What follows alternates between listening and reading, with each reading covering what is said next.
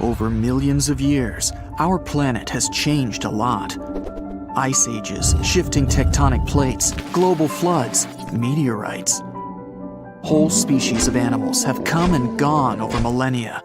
At some point in all of this, we humans came along. Now imagine a place that was cut off from the rest of the world for 5.5 million years, possibly much more. A place that no human had ever set foot in before. In 1986, we finally found it, Moile Cave. You head to the airport and buy a ticket to Romania. Next, you rent a car and drive southeast.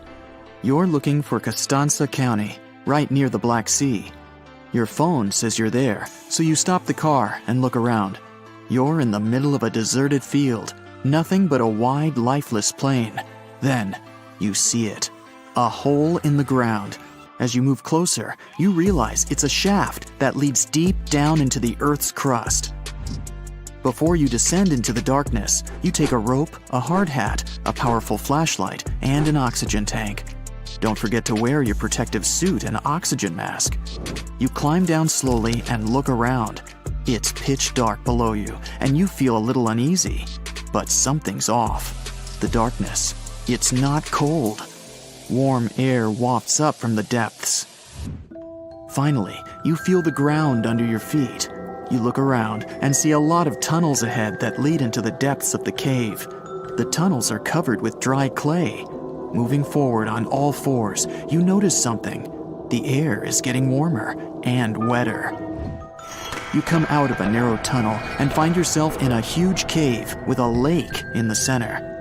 Now for the hard part, you have to dive in. The moment you get in the water, you get attacked by the smell of rotten eggs.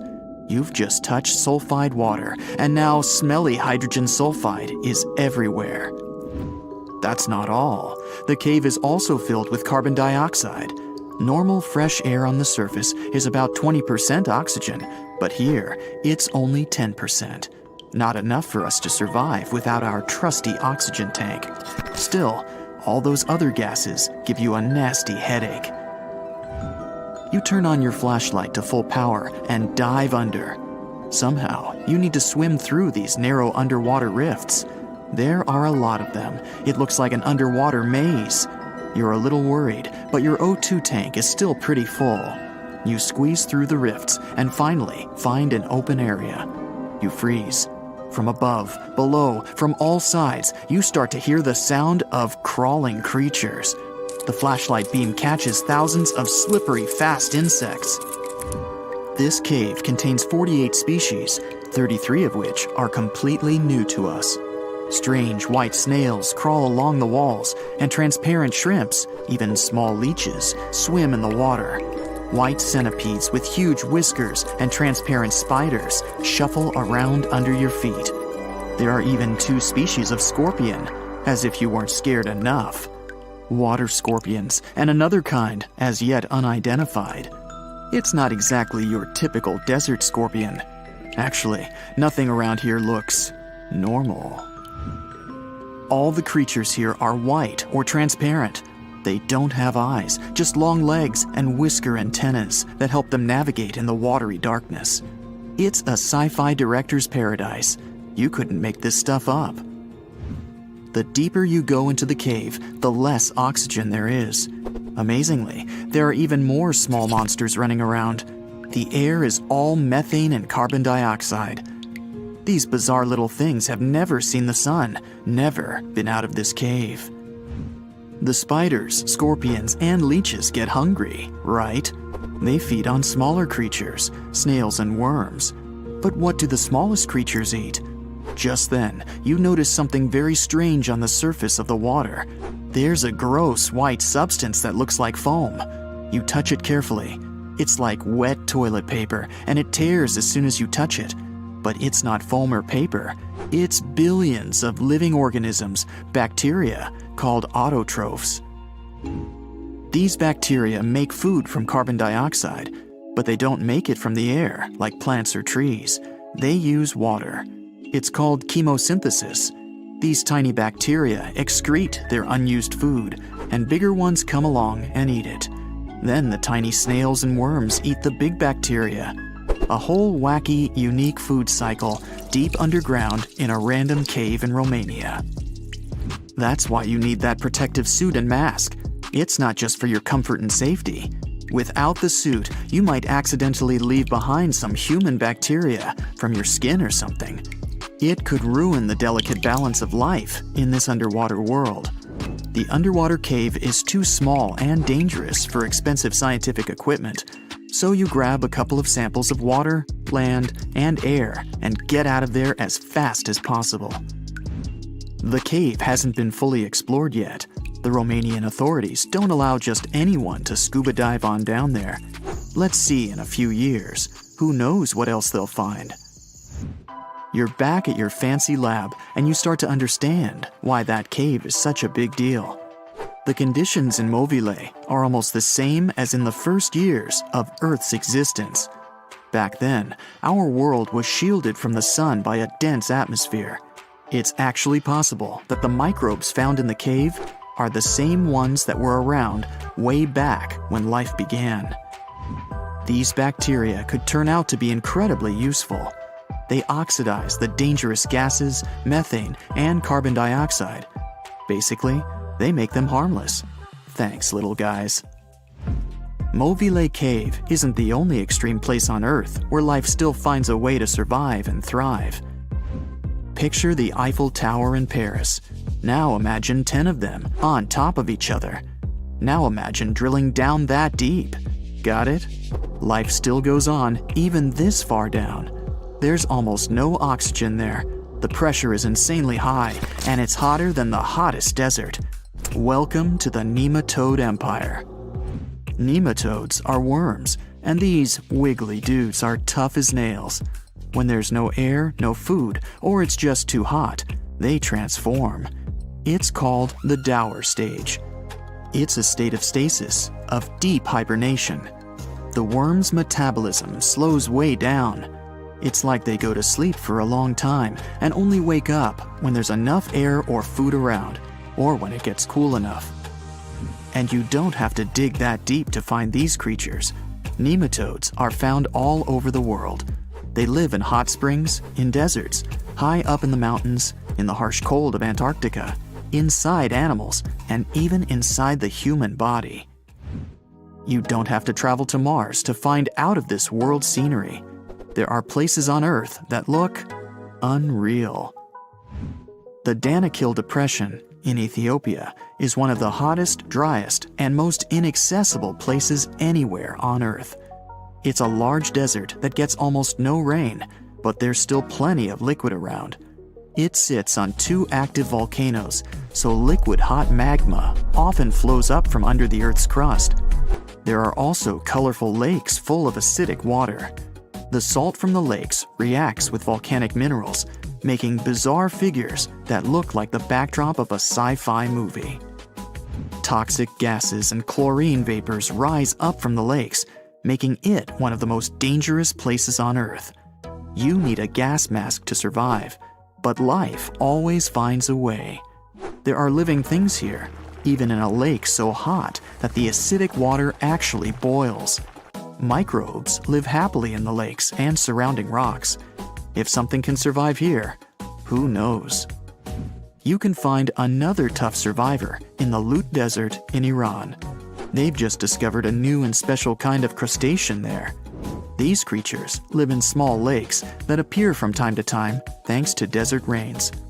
This species can survive for decades in dry sediments, just waiting for a tiny bit of water. So these are all very small life forms, but are you in the mood for some monsters? Scientists have just discovered them swimming in the waters off Antarctica. Massive sea spiders, huge starfish, transparent shrimp-like things.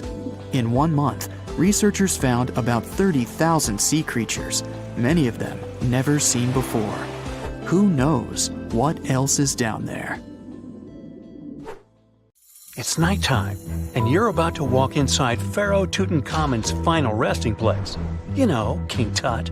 You don't have a torch, but at least you came with a flashlight. You walk down several flights of stairs and observe how the walls are carved in hieroglyphics and what looks like a spell. Those who take anything from this place will be doomed for life, the spell says. Even if you don't really believe it, this scares you a little bit. You find a huge stone door. Is it a trap? You manage to open it, but oh no, it's only an empty chamber. You check your map. It seems like you're heading in the right direction. After what feels like hours, you realize you must be trapped inside a labyrinth. You try to retrace your steps, but you can't find the door where you came in from anymore. That's it, you think to yourself. You've fallen for the Pharaoh's trap. What's worse, you didn't bring a lunch. Okay, so we've all seen Hollywood movies where the main character is exploring ancient ruins and faces some seriously dangerous traps, right? We've been told Egyptian royalty protected their final resting places with venomous scorpions and snakes, sliding doors that will trap you for life, and giant rolling boulders that will crush anyone on their paths. The thing is, were these traps truly real? Well, I regret to be the one to break it to you, but this is all fiction. These elaborate traps were too technologically advanced for ancient civilizations to pull off. That is not to say, however, that there weren't any traps at all. Ancient civilizations, like the Egyptians and the Mayans, are known for their practice of building entire monuments dedicated to the ones who had passed away. These structures would often reflect the position of person occupied in society. So, for the really important people, the VIPs of their times, massive monuments were built to host their bodies long after they were gone. Some of these civilizations believed that a person's life would continue on the other side of the veil. For that reason, a person would be buried together with the belongings of their current life. If they had a lot of money and power and stuff, that meant their resting places would be filled with riches and gold. Now imagine if you lived in ancient Egypt and you knew exactly where all the pharaohs' tombs were located and had heard rumors of the amount of wealth kept in these places. Maybe you would be tempted to go check it out, right? We're talking about large rooms filled from floor to ceiling with golden artifacts, jewels, and even money. I mean, it does sound tempting. And since there weren't any security guards protecting the entrance of these places, Egyptians needed to get creative as to how they would protect these riches. These old civilizations found some traps to be useful. A recurring one was building empty rooms inside the monument to confuse a burglar. Now, let's take a look at Amenhotep III's final resting place as an example. It was built in the city of Luxor, in a spot also known as the Western Valley of the Kings. Two French engineers originally discovered the monument between 1905 and 1914 CE. The structure is huge and has more than 10 chambers, connected by long corridors and steep stairways. The King's Chamber is the most hidden one, and for an outsider to try and find it, they will probably enter a lot of empty rooms beforehand. Other pharaohs tried to protect their riches by commissioning monuments with false doors concealing pits that were up to 20 feet deep. This way, an unwarned and unwanted visitor would be surprised by the deep hole on their way to the king's resting chamber. Alongside false doors, pharaohs made sure to build labyrinth-style corridors and false walls. This way, robbers could take hours or days before they found the king's real chamber. As to pits with poisonous snakes on them, if there were any reptiles inside these monuments, they probably got inside on their own and would most likely not stay there for long. There is no way snakes would survive years and years without food inside these pits. So yes, another Hollywood-induced belief right there. If these traps seem boring to you, archaeologists did find an interesting deterrent in the final resting place of the Red Queen of Palenque in Mexico. Palenque was one of the most powerful Mayan cities in pre-Columbian Mexico, and the Red Queen was believed to be the grandmother of the last Mayan king, undoubtedly a person of immense importance to the empire. In her honor, a huge monument was built to keep her body after her passing. The discovery of the tomb itself was already thrilling. Archaeologists found an ancient monument when digging at the site back in 1994. The first thing they found was a room with a hidden door. Once they opened the door, they discovered a long corridor. Finally, at the end of this corridor was the Queen's Chamber. The team of archaeologists was beyond excited to unearth this chamber with the mummy of the Queen herself still inside it. They found her to be accompanied by her pearls, jade shells, and expensive rocks. But as the team explored the remains, they saw something rather strange. The room was filled with a red-colored powder. Researchers knew that the color red was important to the Mayan people, and that much of their clothing and buildings were decorated with this color. But they didn't understand why the queen was buried with this unknown red substance. After they took a sample back with them for further analysis, they discovered that the red powder was cinnabar, a very dangerous mineral. This powder, when inhaled, can cause, shall we say, severe health damage to a person. The team concluded that this could only be a trap for anyone trying to steal her riches. Okay, so dangerous powders might have worked as the most intense traps we've seen until now. But perhaps the cheapest way to keep out unwanted visitors was to advertise spells written out all over the monument. We'd probably laugh at these today, but back in the day, they were more or less effective. Spells usually said that the person who took anything from that place would meet a tragic fate. Some spells said that robbers would lose their houses in big fires or terrible floods. Other spells said burglars would have incurable and undiagnosed health issues, but they weren't really enough to stop people from taking any gold. There are some stories surrounding how these spells might have been real. One of them is from the famous British Egyptologist Howard Carter, the one responsible for unearthing Pharaoh Tutankhamun's resting place in the 1920s. After months of unsuccessful digging, Carter discovered the tomb's existence by chance. He found the entrance to a stairway right beneath the soil where he had been searching all those months. With the help of a team, he cleared the piles of sand blocking the stairs and discovered a doorway. The door had several royal symbols carved into it, and Carter knew this could only mean a very important person had been buried there. And he was right. With a chisel, he made a hole in the top left-hand corner of the doorway and lit his vision with the help of a candle. He couldn't believe what he was seeing, the reflection of several golden and jeweled items crowding the chamber before him. Lost for 3,000 years, Carter had just discovered the final resting place of King Tut. But the story didn't finish here. This discovery was accompanied by a series of unfortunate events that led people to believe it had something to do with the pharaoh's spell. Carter himself mysteriously passed away just a few years later, and some of his assistants lost their houses in floods, just like one of the spells threatened. Some say it's just coincidental, as there's no real proof of these things being connected. Well, what do you think? Was this an effective trap after all? Welcome to Rapa Nui, better known as Easter Island. It's a tiny speck in the vast Pacific Ocean, 2,200 miles away from the coast of Chile. This island is most famous for its eerie moai statues.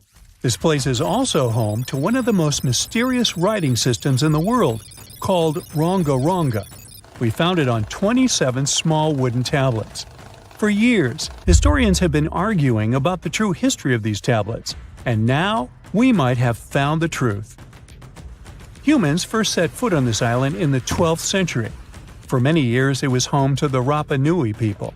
They were pretty isolated out there in the Pacific Ocean until Europeans arrived in the 1720s. Europeans brought with them lots of troubles, leaving only a small fraction of the native population alive. Later in the 19th century, a missionary, Eugene Iro, went to the island and discovered the wooden tablets with intricate symbols carved on them. He wrote how marvelous they are, but there are hundreds of them on the island, and that they can be found in every household. But unfortunately, not all of them survive to this day. We've only got 27 of them. Some of them were heavily weathered, burned, or otherwise damaged, and now they're scattered all over the world in museums and private collections. Some of the language's artifacts were carted off to Tahiti and then to Europe by Europeans, leaving none behind on Easter Island itself. The 4 sacred tablets found their home in a congregation in Rome. They were the ones used in the recent discovery. For years, historians have been arguing whether this writing system was made up by the islanders themselves or they borrowed it from Europeans. To find the truth, they decided to use a technique called radiocarbon dating. All organic materials like wood, charcoal, and so on contain a tiny amount of a radioactive form of carbon called carbon-14. When life comes to an end, things stop taking in carbon-14, and the amount they had starts to decay over time. By measuring how much carbon-14 is left in a sample, we can assume how old this sample is. This is how we learn the age of many fossils and artifacts. So, they looked at the age of some Rongo Rongo tablets. 3 of them were crafted from trees grown in the 18th or 19th century, which aligns with the arrival of Europeans. However, one of them is older than the Europeans' first visit to the island. There are 2 reasons to believe that Rapa Nui people created this writing system themselves. First, Rongo Rongo works differently from European languages. Decoding it is a pretty hard task. Unlike English, this language boasts over 400 unique glyphs, none of which resemble any known writing system. There were many attempts to decipher this language, and none of them were successful so far. And second, one of the tablets is shown to be from around the 15th century, before the Europeans arrived. The problem is that radiocarbon dating can only tell us when the wood the tablet was made from was cut down, not when the writing was put on it. And since we've only got one tablet to go by, this isn't enough to be completely sure. On the other hand, why and where would they preserve cut wood for over 200 years just to grab it and write something on it one day? But anthropologists and historians say that it's possible. Scarce wood resources might have led the islanders to reuse old driftwood, which could be centuries older than the writing itself. This is known as the old wood problem in archaeology. Plus, the tablet looks very preserved. It was maintained to protect it from wood-damaging insects, humidity, and so on. That's why it survived over the centuries. Whatever is written on it, it was probably important for the Rapa Nui people. Now, all of these are guesses and clues, but scientists are cautiously optimistic. They believe that Rongo Rongo could be one of the rare instances of independent writing invention, like those of the Sumerians or the Egyptians. But we need more evidence. In the Rapa Nui language, Rongo Rongo means to recite or to declaim. Not everyone could write, only a select few. Probably only the elite of Easter Island, mostly men, knew and could read this written language. After colonization, none of them survived. So now we have to rack our brains trying to figure out what's written here. First, scholars can't agree on what type of script it is. We aren't even sure that this was their language. But even if it was, we don't know whether it's a primitive form of writing or a fully developed system. In the 1990s, a linguist, Stephen Roger Fisher, believed he might have cracked the code of Rongo Rongo structure. His idea was that these tablets conveyed cosmogonies. Cosmogonies are stories or narratives that explain how the universe was created and how natural phenomena came to be. They often come from ancient traditions and cultures, like those found in East Polynesia. The tablets could have talked about things like how the world began, where everything came from, and how different aspects of nature, like the stars or the mountains, were formed. This would also explain why only the wise elite could write. Fisher thought that Rongo Rongo is a mix of logographic and semasiographic systems, which means that some symbols represent spoken words, while others represent ideas or concepts. But deciphering them would be very hard because it requires extensive memory and knowing context, because the symbols are more like hints than complete expressions. However, other language experts disagreed with his ideas, saying there were problems with how he put together his theory. Unfortunately, Fisher couldn't prove this hypothesis. Maybe these are just drawings. If we look at the tablets, there are some things that look recognizable: people, animals, plants, and geometric shapes. There are some birds. One of them looks like a frigate bird, which Rapa Nui people associate with the deity Maki Maki. There are also fish, centipedes, and so on, or at least these glyphs look like them. Could it be just art or a form of decoration? Maybe, but there are some problems. The glyphs show a high degree of complexity and structure. They also keep the same style. For example, there are several symbols that show something human-like with a raised hand. The only difference is different heads. As if it wasn't complicated enough, this unique writing style also uses a system known as reverse boustrophodon. This means that each alternate line is flipped upside down, resembling nothing seen elsewhere. We don't know why they would turn the tablet upside down after each line. But all this shows that they had some sort of system and organization behind these symbols. Plus, it seems like they use these tablets every day for some practical purpose. But there's some hope for the future. New technology, like AI and other computer programs, might help us understand lost languages. We already started creating algorithms that could help us solve other mysteries, like the Voynich manuscript. Academics even organized the Vesuvius Challenge, a machine learning competition that, in 2023, cracked the riddle of the ancient Herculaneum scrolls. The scrolls were buried under volcanic mud after the catastrophic eruption of Mount Vesuvius in 79 AD. In real life, the scrolls are very fragile, so deciphering them would be a very hard task. But with digital scanning and machine learning, it's much easier. They have a rich history. They most likely belong to the personal library of an Epicurean philosopher named Philodemus. These scrolls contain very important insights into Greek philosophy and Latin literature. If we decipher more of them, we'll learn more about the rich history of the Roman Empire. Today we're going to an art history trip. Our main focus is to unravel the mystery of whether or not ancient statues has always been white. We'll visit museums and even time travel to try and get a glimpse of what these statues were really like back in the day. To kick off our tour, we land in New York. We climb the famous steps of the Met, the Metropolitan Museum of Art, and walk inside this enormous museum. You walk down the aisle and get to the room where one of the world's biggest collections of ancient Greek and Roman statues is held. Admiring the large array of statues, one thing seems evident. They are mainly white. It makes sense since their primary material is white marble. For centuries, historians, archaeologists, and researchers in general have always taken this fact for granted. Weren't these statues always white? Until recent decades, this wasn't something that people discussed. But in the 1980s, researchers unearthed an ancient Greek statue that was clearly pigmented. This new discovery made them wonder, were all ancient statues painted? Let's take a close look at this work of art. This 3rd century before the Common Era Greek statue was discovered to be almost entirely painted, still in its original form. You don't have to look too hard to notice that the statue still carries some of these original pink colors, with some shades of blue and red paint as well. The thing is, this statue is not an exception, it's the norm.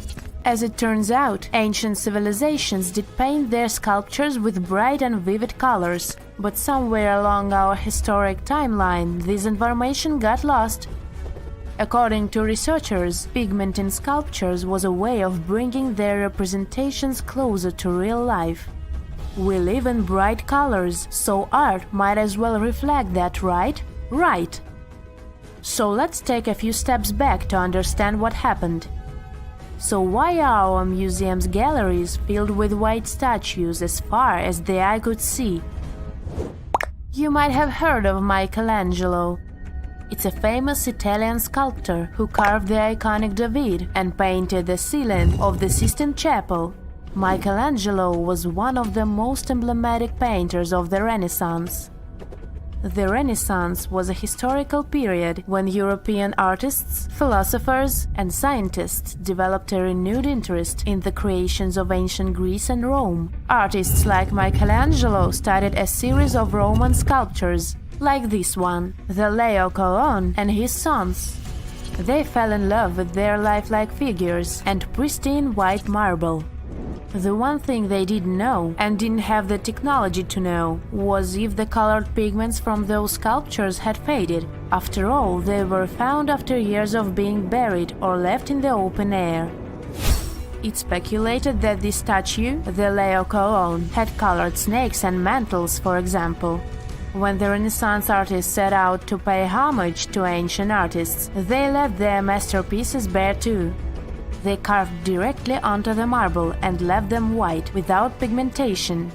Probably because that's the way they thought things were done in the old days. The works of Michelangelo and his peers influenced a whole generation of sculptors after that.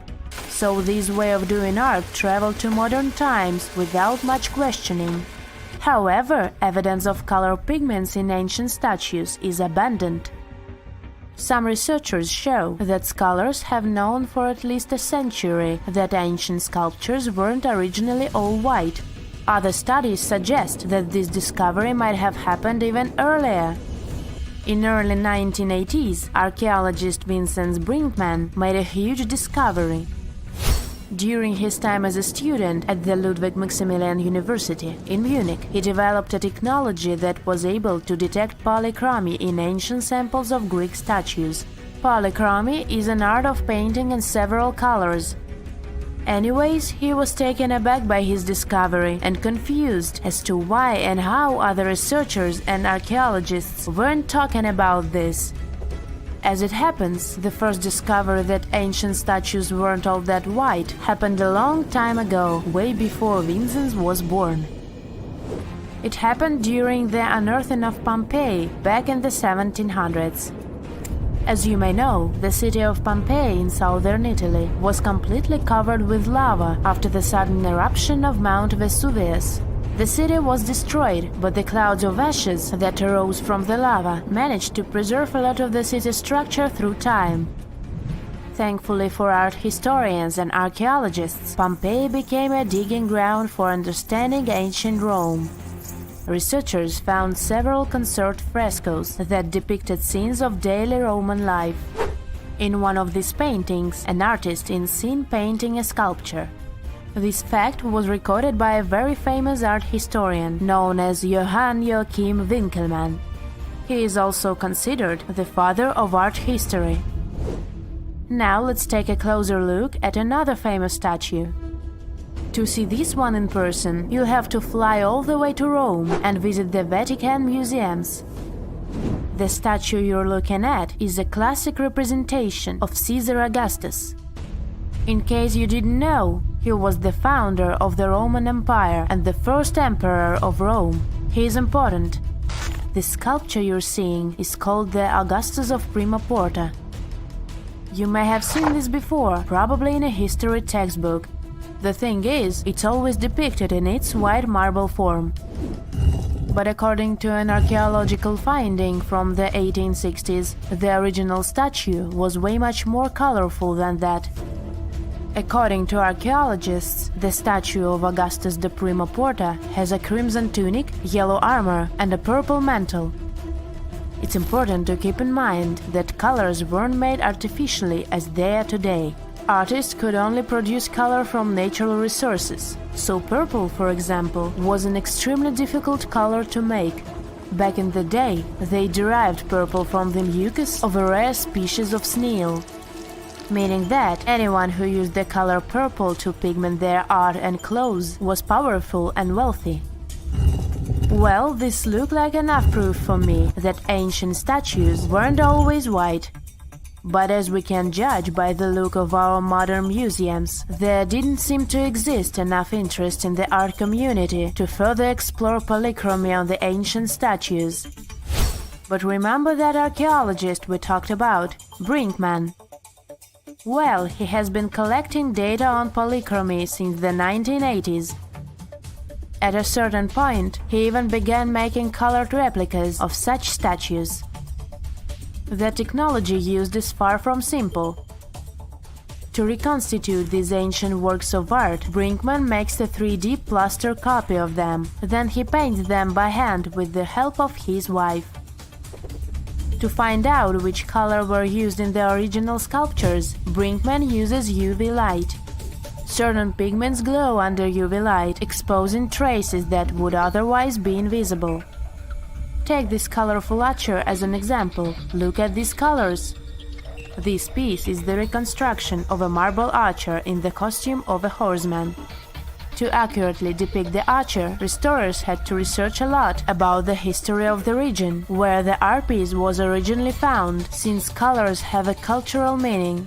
That, together with UV technology, allowed for the reconstruction you can now see. It seems very far from the idea we have of what the Greeks would make, but this is supposed to look exactly like the original one.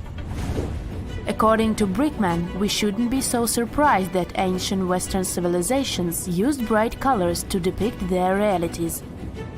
After all, the Romans and Greeks were heavily inspired by the works of art of Egyptian civilization, Old Mesopotamia, and Asia.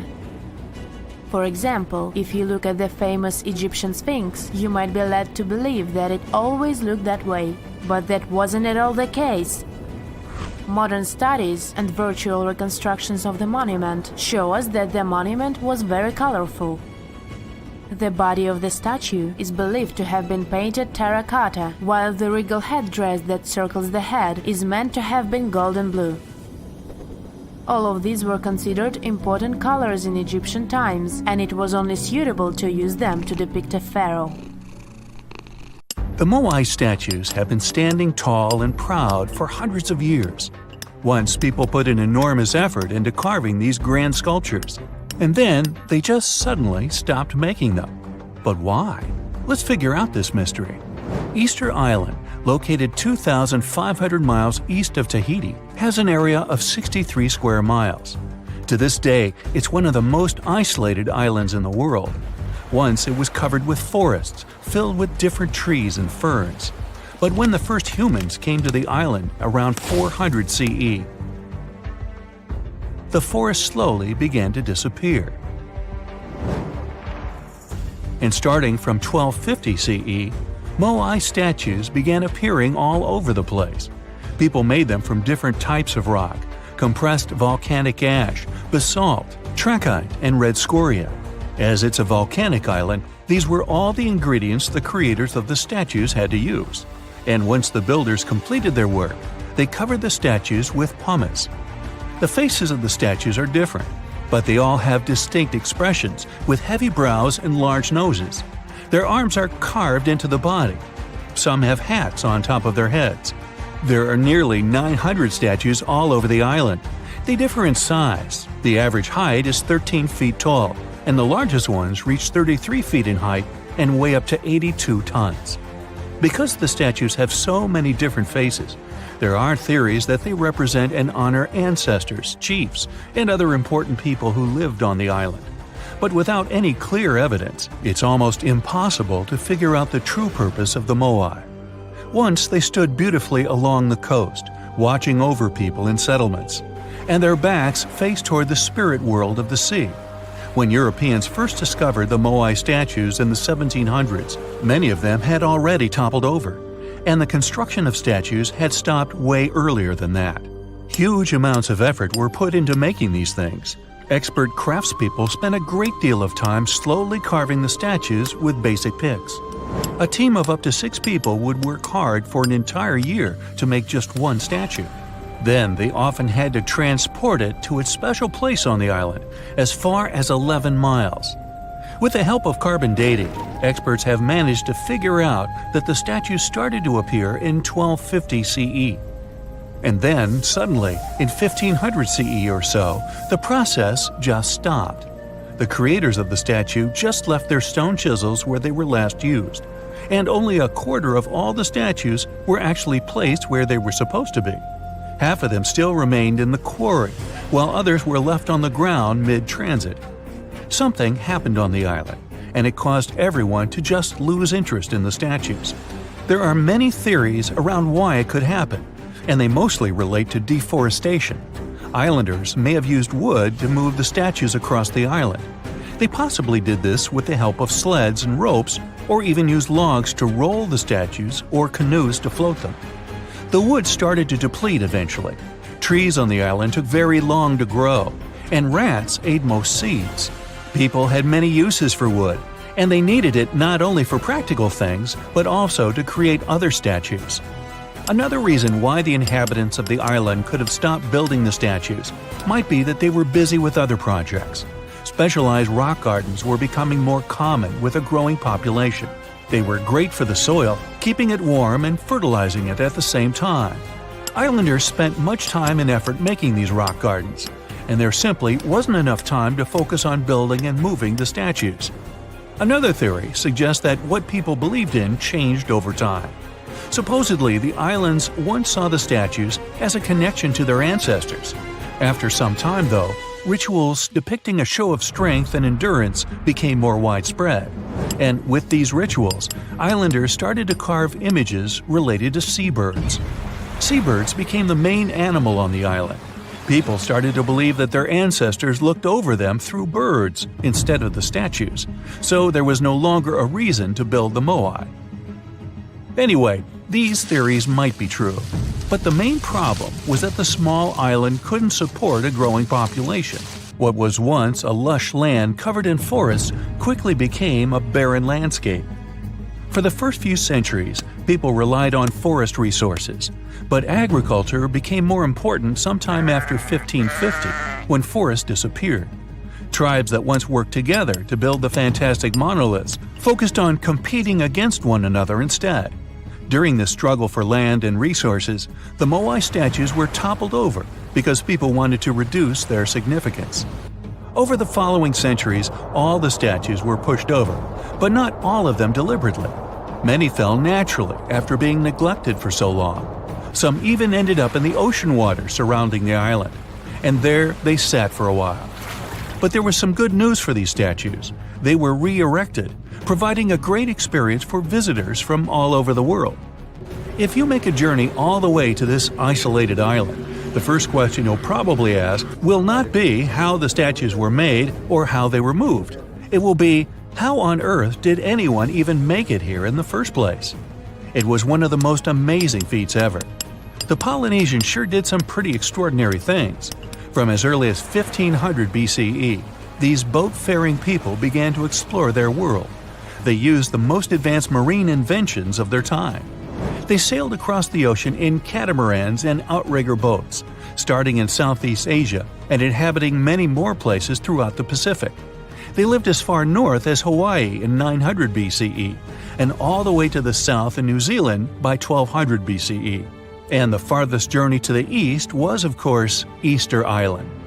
In only a few hundred years, these early sailors inhabited an area of thousands of square miles. They simply memorized where they had already been, and this way managed to navigate the ocean. They used a wide range of techniques. They watched the sun as it rose and set during the day. Stars helped them at night. If it was overcast and sailors couldn't figure out direction visually, they used other brilliant methods. They watched the movements of ocean currents and wave patterns and paid attention to bioluminescence in the water. These patterns helped them find where specific islands were located. These seafarers even understood how islands and atolls in the distance caused air and sea interference patterns. Birds provided them with certain signs too. Some of them migrated long distances from one island to another, which gave travelers some kind of a visual connection for their route. Other types of birds had specific feeding times. Sailors knew when and where they hunted and directed their boats depending on where these birds fed. Vikings certainly get way too much credit for their seafaring abilities. Where they used a sun compass, the early Polynesians relied purely on the knowledge of how nature itself could guide them. Their skills were so advanced that in 1769, Captain James Cook, an English explorer, even hired a Polynesian navigator because of his extensive knowledge of the seas. But even more surprising was the fact that he drew a map from memory. It covered an area that was 2,000 miles wide. In this region, there were 130 islands, and the navigator knew 74 of those islands by name. At the beginning of their voyage, Captain Cook often disregarded the navigator's advice, but toward the end of their journey, he was very impressed. He also recognized the Polynesians as possibly the most widespread nation on Earth. So how come the world is still talking about a statue that only existed for a mere 54 years over 2,000 years ago? What made this impressive ancient construction so remarkable that we're still discussing it? I'm talking about the Colossus of Rhodes, of course. It's considered to be one of the 7 wonders of the ancient world, along with the Great Pyramid of Giza or the Gardens of Babylon. There are a lot of mysteries surrounding this ancient statue, but let's look at some of the facts first, shall we? What we do know is that the local Rhodians decided to start a massive project once a Macedonian siege over their island was over. In other words, it was their way of honoring the higher powers for their victory. Using a lot of material left behind by the Macedonians, they started the construction of the Colossus, which is estimated to have taken about 12 years.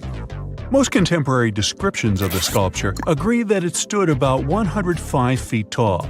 Now, just to compare, that's about the size of the Statue of Liberty today, which is 151 feet tall. It may not seem like a lot. I mean, Lady Liberty is currently ranked as the 52nd tallest statue in the world. The champion here would be the Statue of Unity in India, standing proud at an astonishing 597 feet. But for ancient times, that was quite an accomplishment. But is the similar height the only connection between the Colossus of Rhodes and the Statue of Liberty? Not really. We do know that they both also refer to Lady Liberty as the modern Colossus, since both statues were constructed as a symbol of liberation. There's even a plaque placed inside the pedestal of the New York statue, inscribed with the first verse of the sonnet, "The New Colossus," not like the brazen giant of Greek fame. To build this massive Colossus statue, they sure needed a lot of bronze. Some ancient records even recount that the construction required 27,000 to 29,000 pounds of bronze. Even for modern times, this is a lot, but back then, they even called it an operation that involved the bronze industry of the entire world.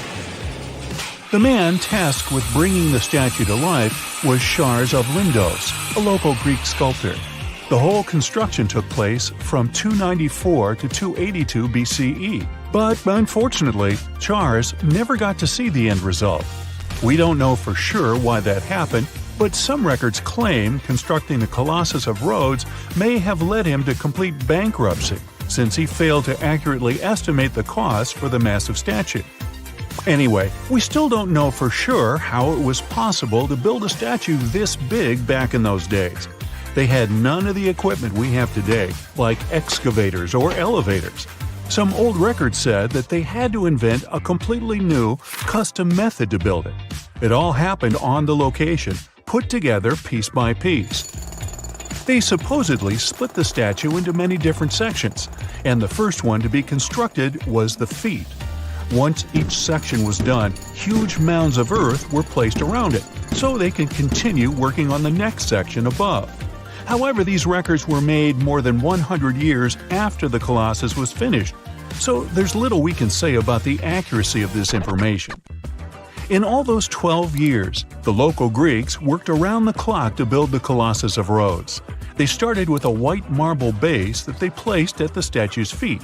They then continued with some sort of an iron skeleton, to which they attached the bronze plates. Why did they choose bronze, though? Well, that was more for practical reasons, since bronze is stronger than iron and it can also sustain extreme weather conditions. More so, if you think about it, the statue was located pretty close to the sea, so the air surrounding it would have been pretty salty. That's why they needed to make it out of quite sturdy material. And what about the location? Well, that's something that has been up for debate for a long time. Researchers initially believed that the statue stood with each leg on either side of the Mandrake Harbor, one of many in the city of Rhodes, basically straddling its entrance. As imposing as that may sound, it was likely not the case. First of all, that would have meant the harbor would have to have been closed for the whole duration of the construction, which doesn't seem to match all the other records. More so, after the statue had fallen, it would have probably blocked the entirety of the harbor, which again doesn't seem to be mentioned anywhere. Most recent depictions say that it most likely stood either on the eastern side of the Mandrake Harbor or maybe even further inland. So, what happened to this impressive structure? Is there really nothing left of it to this day? And why did it survive for only 54 years, since it took so long to build and it was so important for locals? Well, as admired and valued as it was to the Greeks, an earthquake took the Colossus of Rhodes away from them. The story goes that because of the movement of the earth beneath it, the statue snapped at its knees and was completely laid on the ground.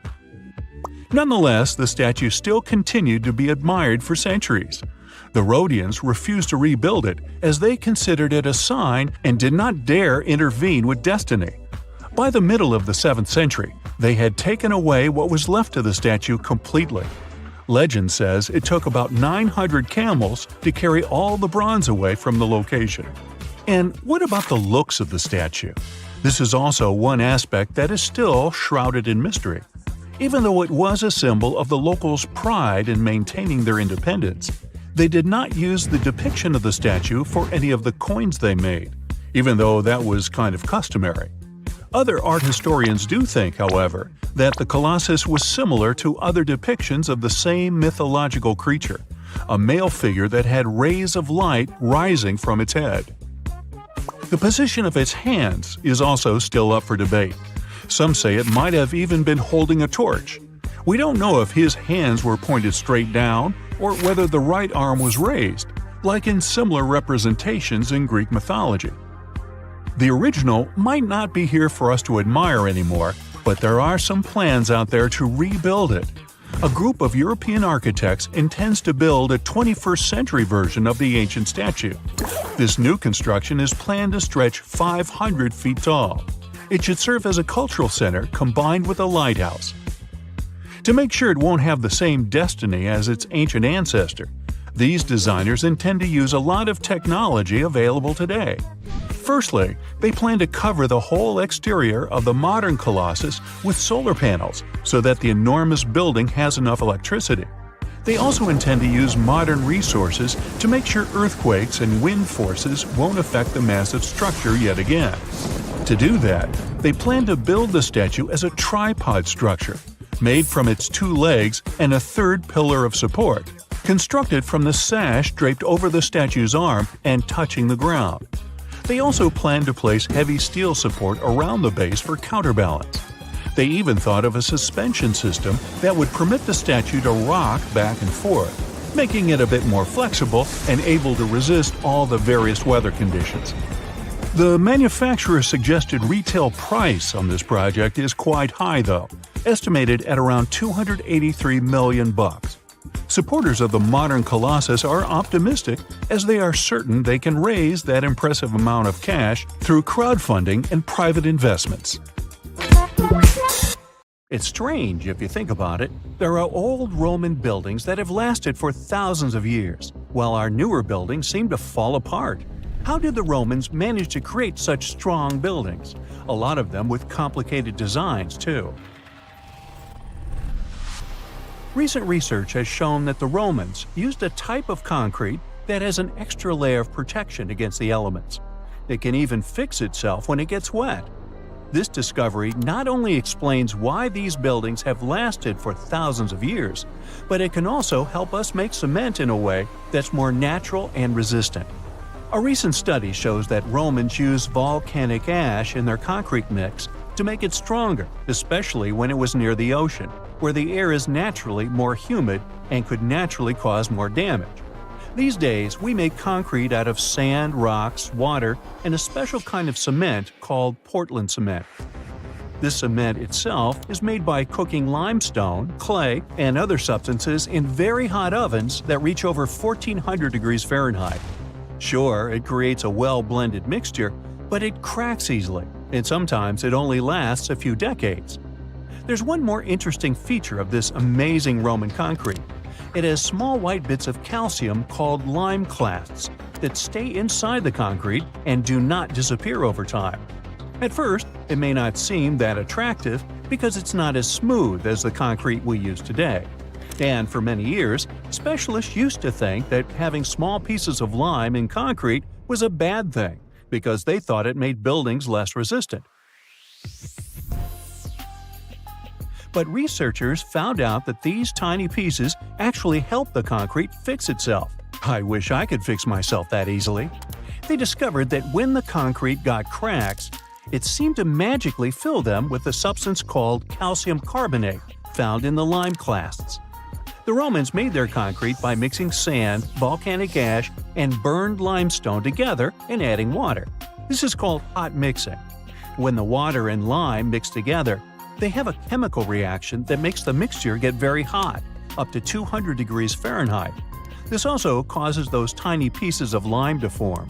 Now, this concrete can get cracks, and when water, rain, or seawater gets in, it makes the calcium in the concrete dissolve.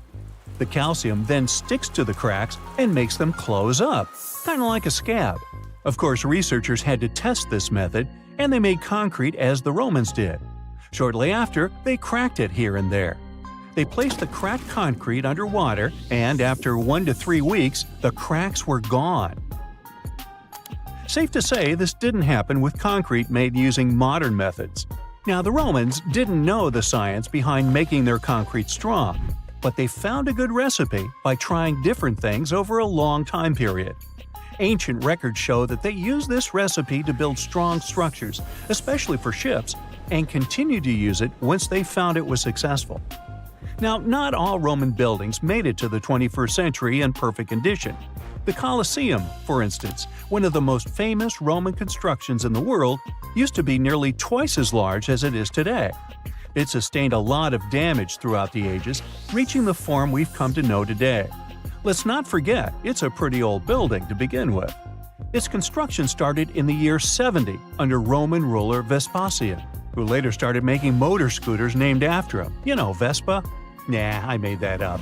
Anyway, ever since it first opened, the Colosseum was home to a lot of activities and shows, featuring fearless gladiators and a large display of exotic animals, who got to mingle and did lunch together.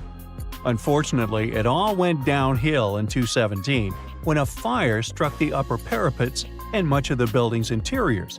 It took a whole century to finish up the repairs for the damages. Sadly, the initial shape of the Colosseum would be gone forever. A strong earthquake followed, and that didn't help either. This one took place in southern Italy in 443. At this point, a considerable portion of the Colosseum's outer ring was damaged. Soon enough, when locals encountered hardship, they had to rely on selling chunks of limestone from the ancient Colosseum to go by. Another earthquake came in 1349, which gave the Colosseum its most devastating blow. It's when the south side of the building collapsed completely. That's when it started to look more like the building we can see today in the Italian capital. It's not all bad, though. Some pieces of stone that were shaken off the Colosseum were used to rebuild other famous landmarks in Rome. So, if we think about it, the missing part of the Colosseum isn't missing at all. It's just been recycled all around the city. One building that features pieces of old stone Colosseum is called Palazzo Venezia, and it's a local museum. Now, speaking of weird buildings, you've probably seen this one, as it's one of the most photographed spots in the world. You can see online photos of people leaning on it, or ones that make the building look like an ice cream scoop. This famous Italian landmark is called, you tell me. Yep, the Tower of Pisa, and it looks like it's seconds away from collapsing to the ground.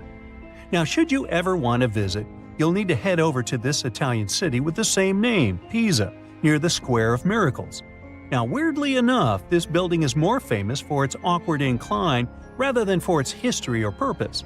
Back in 1178, when the construction of the tower was still not completed, people realized that the building was starting to lean over, and that was before they had reached its third floor. They soon figured out it had nothing to do with the building plans or the materials they used. It was all happening because of the mushy and shifting soil which was beneath the construction. These days, we know that placing a building on top of soil made of clay, fine sand, and shells isn't the best idea. But back then, people didn't know how to figure that out before building something.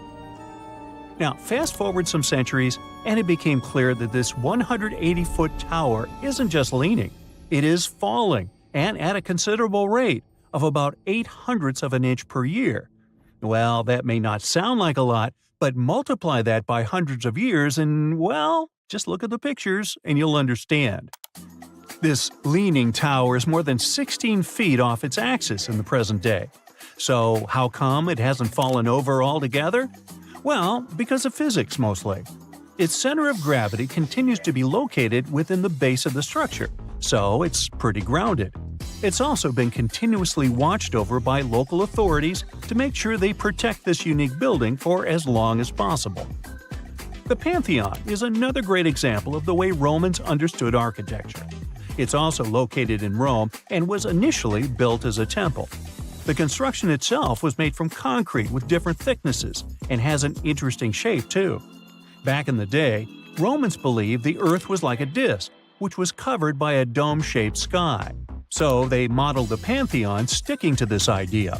Light comes into the temple through a hole in the dome, shining down on the floors and walls, showing the movement of the sun.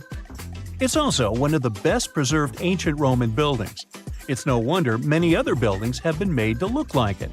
In the U.S. alone, the U.S. Capitol, the Jefferson Memorial, and the National Gallery in Washington, D.C. are all said to be modeled after this ancient construction.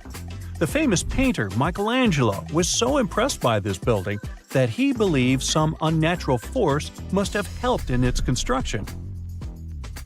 The place where it stands is also very special because of the story behind it. Legend has it that the founder of Rome, Romulus, was lifted to the ancient Roman higher spirits on the wings of an eagle from this exact location. Apparently, it was a talon show. Get it? Talons? Eagles? Okay, gotta go. Now, have you ever seen cricket balls that are 3 billion years old? Klerksdorp spheres were found in deposits of the mineral pyrophyllite in South Africa and rocked the science world. They do look like tiny ancient cricket balls with seams-like lines around the middle. Back in the 1980s, some folks claimed these spheres had been made by an advanced pre-flood civilization we know nothing about. One museum curator shared stories about how they rotated on their own in a display case. There was also a TV show that invited a psychic who declared the spheres were pieces of an ancient spaceship. But according to geologists, these spheres are actually pretty common concretions or spherical objects formed by different minerals than the surrounding rock. The seam-like lines are just imprints from the host rock's layers building up over time. The Klerksdorp spheres come in different shapes, from noticeably flattened spheres to distinct discs. As for that episode when one of these spheres spun on its own, the curator of the Klerksdorp Museum cleared that up too. He said that when he put one sphere on its glass shelf when a journalist came to visit, the sphere naturally rotated a bit because it's round. The area where the museum is located often experiences earth tremors from gold mining activities nearby. The oldest known human-like footprints could be 6 million years old. They were found on the Greek island of Crete in 2002. If the number is correct, it would mean that early human ancestors may have migrated between Europe and Africa much earlier than we previously thought. This doesn't mean Africa is not the cradle of humankind, though. It could just prove that early human ancestors moved back and forth between continents. Some researchers believe the footprints were left by a bipedal creature possibly related to an early human ancestor nicknamed El Greco. According to scientists who studied them, the footprints have a very human-like shape, with 5 toes and a parallel big toe. Some scientists are skeptical about it and suggest the prints might be from a late European ape. The new study analyzed fossilized marine microorganisms found in the sedimentary rocks to determine the footprint's age and prove it's actually 6 million years.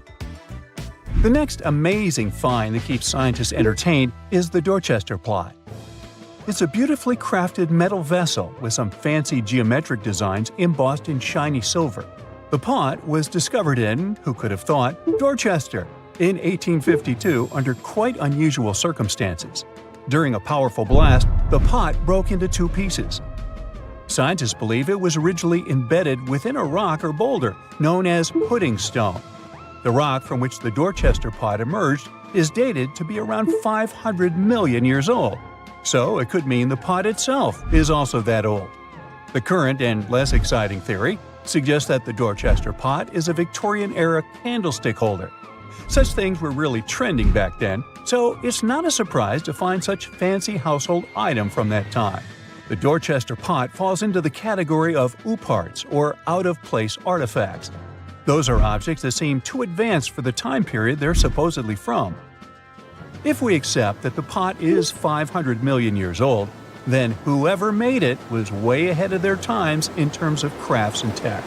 One extra mystery is that the pot has an engraving of a plant that most likely disappeared from Earth over 100,000 years ago. Sounds like good proof the pot is really extra old. Now, it looks like the oldest map in Europe is a stone from 4,000 years ago.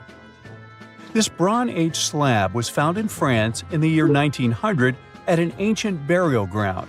The carvings on the slab show in 3 dimensions the River Odey network with a fantastic accuracy of around 80% over an 18-mile stretch. There are other stone-carved maps around the world, but this one is unique because it shows a specific area to scale.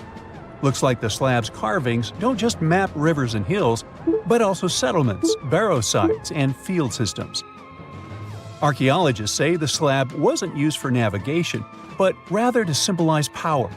The detailed markings on the slab might have served to illustrate the domain of a local ruler, possibly a prince or king, to show their control over the territory. When the ruler lost power, the slab was likely repurposed as part of a burial vault. The unique artifact was stored in the cellar of a museum. For decades, no one even noticed until several scholars read older reports about the slab and decided to check it out. They conducted a detailed analysis using 3D techniques.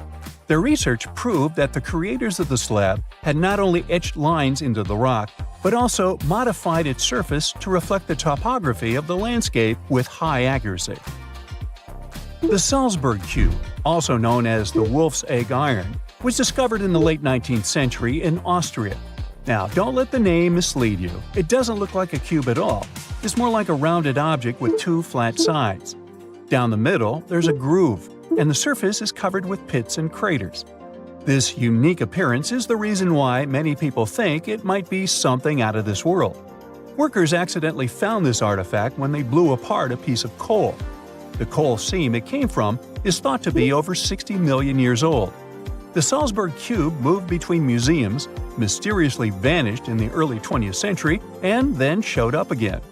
A professor from Bonn University suggested it might be from a meteor, but they found no evidence of elements that you'd normally see in meteorites, like cobalt or nickel. Then researchers thought it must be a human-made object, possibly a Victorian-era candlestick holder. No one knows the true story of the cube or its current location. Yep, it disappeared again. Have you heard about the Meister print? It's a fossilized sandal print discovered in 1968, and it has sparked a lot of intrigue. There's a trilobite inside the print, which supposedly went extinct around 500 million years before humans even existed. But many historians think this age is an exaggeration. When Meister found the fossil, it was authenticated. But the scientist who did it didn't confirm it was a human sandal print. He only agreed there was a trilobite there. When another scientist visited the site, he found a 6-inch impression he believed was from a child's moccasin. But the footwear seemed to be new. So, could it be evidence of time travel? Proof that humans existed millions of years earlier than we thought? Or a sign that someone else visited early Earth? Or is it just a rock formation that looks like a sandal print? We still don't have the answers. Back in June 1936, a couple was walking along Red Creek in London, Texas. London, Texas? Yeah, when they stumbled upon something unusual. It was a piece of wood sticking out of what seemed to be an ancient rock formation. About 10 years later, their curious son decided to crack open the rock to see what was inside. And he saw a hammer, which looked surprisingly modern. Then, one unique finds enthusiast decided that the rock encasing the hammer was from the Cretaceous period. This would mean that someone dropped a 19th century hammer while dinosaurs like Triceratops were still roaming the earth. So, if this hammer was truly from the Cretaceous period, then the whole evolutionary theory would be wrong. And if the hammer was modern, It would mean the Cretaceous rock formation it came from was much younger than we thought. But the real answer was much simpler. The hammer was indeed modern, and geological processes had encased it in rock. Minerals can harden around an object in a relatively short time. So the hammer was probably dropped by a miner a century or so ago, and the rock formed around it afterwards. And no, it wasn't a Victorian-era candlestick holder either. Have you heard of Göbekli Tepe? It's an ancient site in Turkey that literally made historians rewrite history books. Over 11,000 years ago, a group of prehistoric humans crafted an enigmatic masterpiece that's even older than Stonehenge.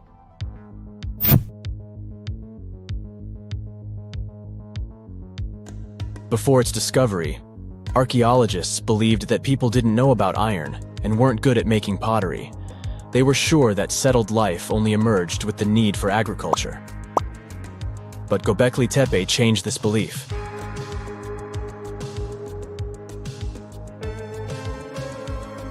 The place has revealed that it was the temple that paved the way for a settled life, not agriculture.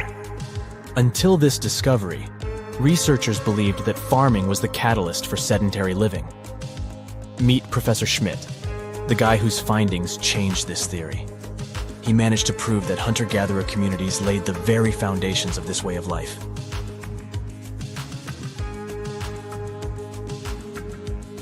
Back in the 1960s, other archaeologists visited the area, but they totally missed the mark. While surveying the region, they stumbled upon a hill with scattered limestone slabs and concluded it was just an old burial ground from medieval times. Little did they know that there was so much more to uncover.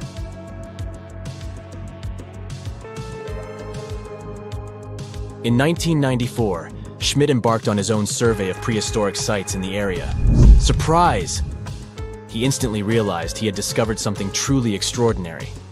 Unlike the nearby flat and barren plateaus, Göbekli Tepe had a gently rounded top, rising 50 feet above the surrounding landscape. Funny enough, the translation of this place's name is Potbelly Hill. Schmidt was sure only humans could have made something like this.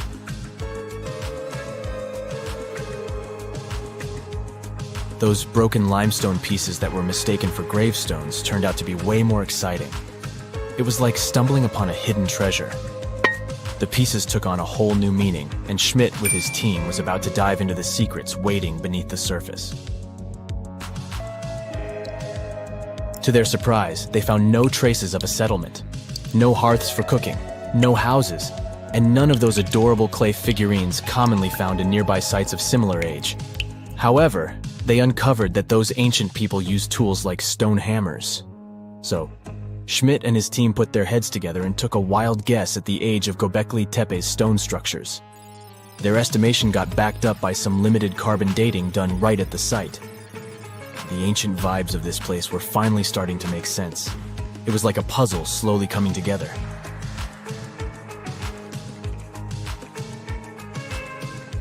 You may think that back then, people didn't have special tools to create something as cool as Göbekli Tepe. Not true. Turns out, these prehistoric folks used flint tools instead of fancy metal chisels. They were also skilled at chipping away softer limestone and crafting pillars right on the spot. Afterward, they carried the pillars a short distance to the summit and placed them upright. Once the stone rings were complete, they covered them with layers of dirt. Over time, they added new rings, and voila! You've got a cool hill to impress people in the future.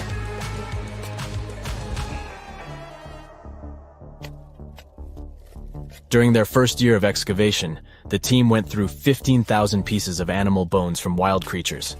These people didn't have pet animals or grow their own food. They hunted wild animals for their meals. But things were about to change because the place had everything they needed to start farming. Scientists say they had wild sheep and wild grains that could be domesticated. And guess what? Just 20 miles away, geneticists found evidence of the world's oldest domesticated strains of wheat at a prehistoric village.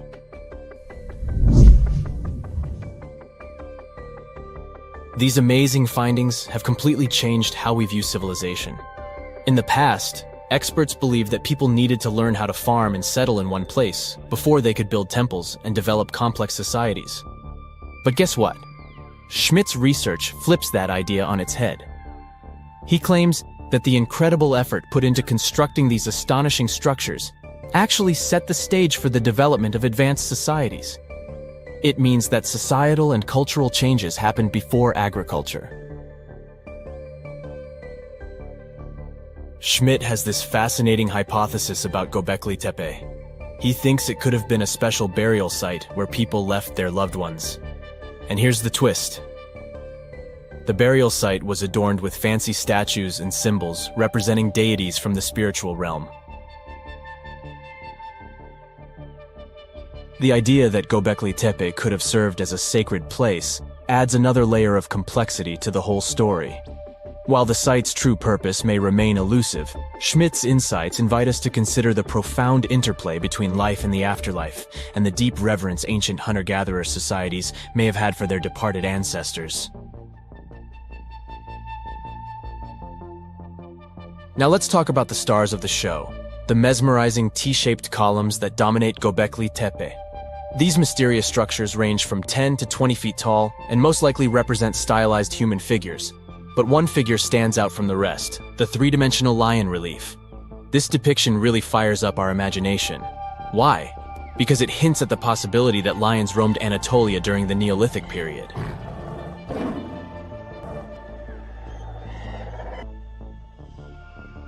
These standing stones are arranged in circles and placed in rectangular pits.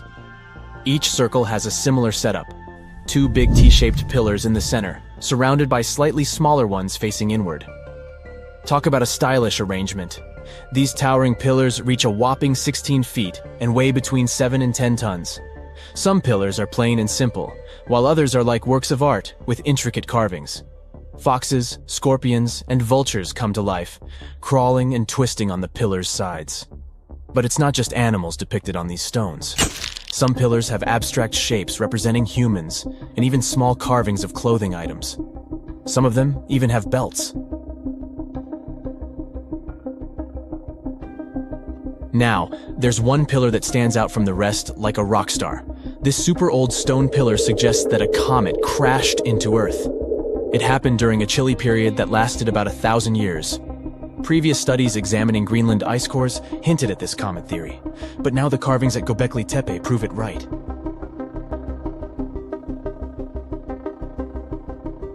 The carvings on the pillars are like a historical comic strip. They even show a headless human figure. Researchers fed the images into a computer and discovered their connections to constellations, indicating that this temple might have been an ancient observatory. It's like our ancestors were trying to document this cataclysmic event in their own unique way. Archaeologists have been excavating and researching Göbekli Tepe since the mid-1990s, peeling back layers of history and providing us with a deeper understanding of the intricate relationship between various elements. They have no plans to stop the whole process for another 150 years. Who knows what else they'll find? You see, Göbekli Tepe has been labeled purely as a ritual site with no signs of domestic activities. We were led to believe that the absence of water meant it couldn't support semi-sedentary communities. But scientists believe it's time to shake things up and approach Göbekli Tepe with fresh eyes. It's time to question what we believed before and use new evidence and different ways of thinking. Like, there might have been a group of people living in the area who didn't stay in one place all the time. They moved around a bit but still had their own civilization, living in the area semi-sedentarily. Göbekli Tepe is not just home to a single temple, but an astounding collection of over 20 ancient structures. As archaeologists delve into the depths of this wonder, they are unraveling its unique layout, featuring two prominent focal points at the heart of each establishment, complemented by smaller structures and dividing walls. What's even crazier is that in this area, there are over 200 obelisks, which are narrow tapering monuments. The legend goes that a dwarf named Fafnir was famous for his strength and courage. Because of his qualities, he was tasked with protecting their kingdom. Dwarves were known to gather a lot of wealth, so a bit of added security was a must.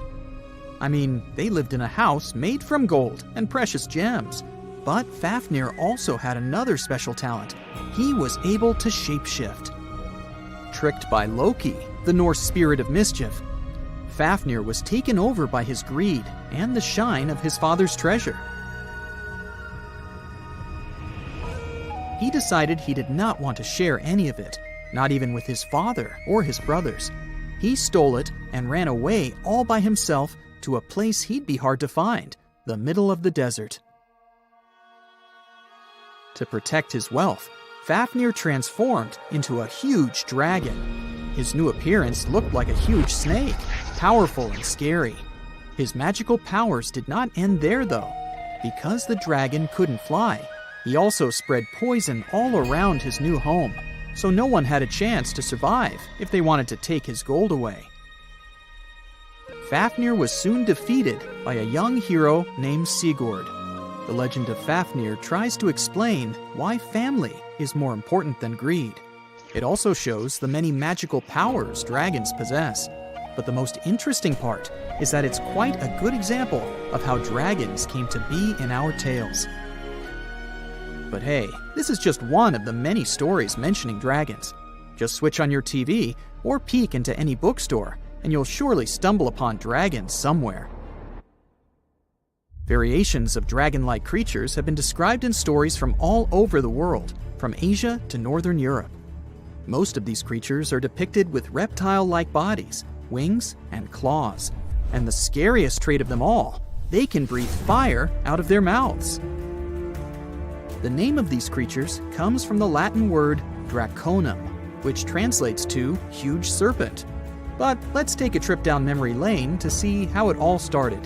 An Asian historian, for example, discovered some fossils back in the 4th century BCE and decided that he'd stumbled upon dragons. It's easy to understand why he got so confused if you look at a fossilized stegosaurus. It was 30 feet long, 14 feet tall, and covered in armored plates and spikes. The Nile crocodile might have gotten mistaken for a dragon too. It still exists today and lives in sub-Saharan Africa. But it may have been more popular in ancient times. When reaching maturity, Nile crocodiles can grow up to 18 feet long. But that's not all. It can even walk with its body off the ground, and some were even pictured standing on their 2 back legs. Goannas are dragon-like lizards that live in Australia. Large as they are, they also have razor-sharp teeth and claws, and are also known to even produce venom. It's easy to see why goannas may be the source for the Australian version of dragons. When humans first discovered whale bones back in the day, we had no idea these animals lived in the sea. Given their size, we surely must have thought they were dangerous. And because we rarely see whales, if we don't go underwater of course, they were poorly understood and easily mistaken for dragons too. Probably the most interesting source of dragon mythology is actually the human brain. In a book called An Instinct for Dragons, there was a theory which claimed that dragons existed in almost all ancient cultures because we had evolved to fear large predators to survive. We aren't the only mammals to do this. Monkeys have an innate fear of snakes and large cats too, for example. When you combine these natural traits with folklore, you get a lot of dragon stories everywhere, adapted to each region. Reptilian beasts with magical powers date back as far as the origins of human civilization itself. I'm talking about ancient Mesopotamia. Humans back then used to believe in all sorts of creatures, but their head spirit was Marduk, the patron of the city of Babylon. If you look at the artwork from back then, Marduk was depicted with a snake-like dragon at his side. It could be either nice or vengeful, depending on what mood it was in. If you want to sign up to become a dragon, the first thing they'll ask you at the interview will be if you can breathe fire, of course. So scientists have tried to look into some ways that could make it real for dragons to breathe out fire without damaging their throats. To do that, they examined the bombardier beetle. This eccentric insect can pack up some really hot substances in its belly. Once the creature gets bothered by something, it shoots out a fiery load of chemicals. In all fairness, it's not really fire, but it does burn, so it's close enough. Going back to dragons, they'd need to have similar glands in their throats to produce the same effect. But where do dragons come from? They didn't just appear out of nowhere, regardless of the source you consult. Some tales, like that of Fafnir, say that even humans can turn into dragons, but the most popular theory is that dragons start out as eggs. Some sources even draft a series of stages a dragon has to go through during its life. Everything starts with hatching. Dragons are said to eat their way out of those shells and break the sides of the egg. Then there's the wormling stage, which is what dragon specialists, or dragonologists if you like, call a newly hatched dragon. It's still small and weak, but don't worry, it can take care of itself pretty well. The rest of a dragon's life stages are pretty self-explanatory. There are grown-up dragons, then ancient ones. A dragon's life ends when it reaches the twilight stage. Some sources claim dragons never stopped growing. Others even say they never reach the end of their lives. They just pass on to another type of spiritual existence. Dragons are known to be the symbol of a lot of different things, but that all depends on their origin. In some regions of Asia, they are known to bring luck, power, and wealth. To become a powerful warrior in Britain, you'd need to first defeat a dragon. That's why you often see them on flags.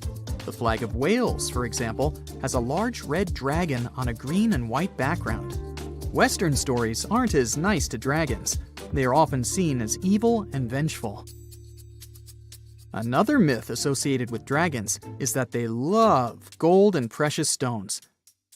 This greedy side of their temperament seems to date back to ancient Greece, where dragons were tasked with guarding treasures. Some of these guarding dragons were seen in such tales as The Hobbit and in the Harry Potter series. As for dragons' magical abilities, they also vary a lot. Some were said to have blood with supernatural properties. Some were rumored to be able to speak. Others were famous for their wisdom. A lot of dragons in ancient literature could fly or shapeshift, even into humans. Some real-life creatures got their names thanks to bearing a resemblance to dragons, like the dragonfly that has more than 5,000 subspecies we know about. It got its name from folklore tales, as Europeans in the Middle Ages saw it as an evil insect. Dragonflies were accused of some really nasty things, like biting people's eyes and mouths. But the creature that resembles mythical dragons most is a reptile called the flying dragon. They're seen in wooded areas of Southeast Asia. They don't really have wings per se, but parts of their ribs are elongated to support some extra skin that allows them to leap through the air between trees. Those wings are also brightly colored and contrast with their brown bodies. Listen to this. Neanderthal fiber technology. Nope, I'm not joking. The concept is real. In 2020, a team of scientists published a paper that redefined the way we saw our closest ancestors. A find in France changed archaeology forever, and it wasn't the first time something like this had happened. But let me start from the beginning. Neanderthals. For a long time, they fit the image of the typical cavemen. If you are now thinking of someone like Fred Flintstone, you wouldn't be much wrong. What was the reason behind this stereotype?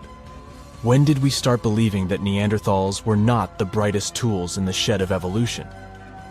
In comes William King, a 19th century British geologist. He was the man who named the Neanderthals. Based on the bones King found, the scientist declared the species not intelligent, and this image stuck with the Neanderthals for centuries to come. But a piece of string, just a quarter of an inch long, changed everything. A small, dry river valley, Abri du Maras, was the place of the great find. Archaeologists unearthed a cord fragment next to a stone tool. Such twisted fibers could have been used for everything from making clothes to fishing nets. In prehistory, this was some advanced tech, and the Neanderthals seemed to have mastered it. Scientists already knew that these early humans made tar from birch bark, and that they produced shell beads. There's even evidence of Neanderthal art. They were definitely not primitive. The string section and similar finds are changing the way we perceive our ancestors. The world of archaeology is constantly changing. Take the pyramids in Egypt, for example. Turns out, they weren't really built by an army of people who the pharaoh made work until they passed out. Herodotus, the famous Greek historian, was the man who started the confusion. He claimed, in 500 BCE, that 100,000 men took part in the construction of the Great Pyramid in Giza. He made no mention of who they were and why they were building the pyramids. That's how the myth started. Huge stone slabs pulled by humans, driven by a foreman with a whip. But Egyptologists would beg to differ. Those are the scientists who study ancient Egypt's culture. Fairly recently, they uncovered a workers' village that told a different tale. Yes, there was evidence of hard work on the workers' bones, but the construction industry is demanding even today. It took almost 6 years for 12,000 workers to complete the world's tallest building, Burj Khalifa. Back in Egypt, 3 times more workers finished the Great Pyramid in around 2 decades. An impressive feat of ancient engineering, wouldn't you agree? Superiors looked well after the Egyptians who built the pyramids. Their diet was rich in protein. They had medical care and they got paid properly. In fact, they lived better than the non-working population. And they lived with their families near the construction site. Archaeologists know all this because they unearthed bakeries and dormitories with bread jars and other goodies. Looks like the pharaohs were okay employers after all, and the job market wasn't that terrible. They also kept detailed papyrus records of the build and hieroglyphs. You and I wouldn't stand a chance of reading these letters that resemble images. Egyptologists had the same problem. For over a millennium, no one had used this type of font. And it's not like there was an English ancient Egyptian dictionary you could open and find meanings of words. But all this changed in 1822. A couple of decades before, the French found a broken slab of black granite. The stone contained one text in 3 scripts: Ancient Greek, Egyptian hieroglyphs, and Demotic. The last one was also the Egyptian language, but in a simplified script. Scientists dated it back to 196 BCE. The content is a religious proclamation. A French philologist and Orientalist, Jean-François Champollion, was the first one to crack the code. You see, people haven't forgotten ancient Greek letters. The Frenchman successfully matched the Greek letters with the ones in the Egyptian script. And voila, we were finally able to read hieroglyphs. The name of the piece of granite that made it all possible was the Rosetta Stone. The importance of its discovery went beyond archaeology. The word Rosetta Stone even entered the English dictionary. It represents a discovery that helps people understand an enigma that has been puzzling them for a long time. There are similar games. A symbol is attached to a particular message. Then you have to decode the message by replacing the symbol with a corresponding letter. In a nutshell, this is what scientists did with the Rosetta Stone more than 2 centuries ago. Do you know what is the oldest deciphered language in Europe? It has an unattractive name, Linear B. The script belongs to the Mycenaean Greek language. It predates the ancient Greek alphabet by several centuries. You can easily guess which script it is descended from. Linear A. The people from Crete used Linear B more than 1,000 years ago. During the Late Bronze Age, the Greek civilization that used the script vanished. There was no one who could read Linear B, and more importantly, no one knew it existed in the first place. This was about to change during the first years of the 20th century. A British archaeologist by the name of Sir Arthur Evans excavated a vast palace complex at Knossos, Crete, Greece. This was the center of the Minoan culture that created the enigmatic script. The palace boasted some 1,300 rooms. They had colorful paintings of dolphins, griffins, and bulls. All of these captivated the archaeologists' imagination. But their biggest find was at first overlooked: thousands of slabs of baked clay. The fire that brought down the palace helped preserve the tablets. It was impossible to read the slabs, though. They were written in an unknown language. The scientific community had to wait for another half a century before Michael Ventris cracked the code. He was an English architect and cryptographer. Ventris studied Greek and Latin. While attending the famous archaeologist lecture, the young man decided to solve the puzzle of Linear B once and for all. He managed to do so in 1952. One of Ventris's most amazing discoveries was that the script was an archaic form of Greek.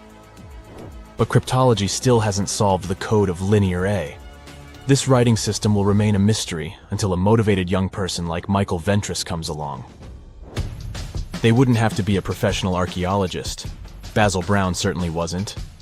Yet in 1939 he discovered the richest early medieval tomb in Europe.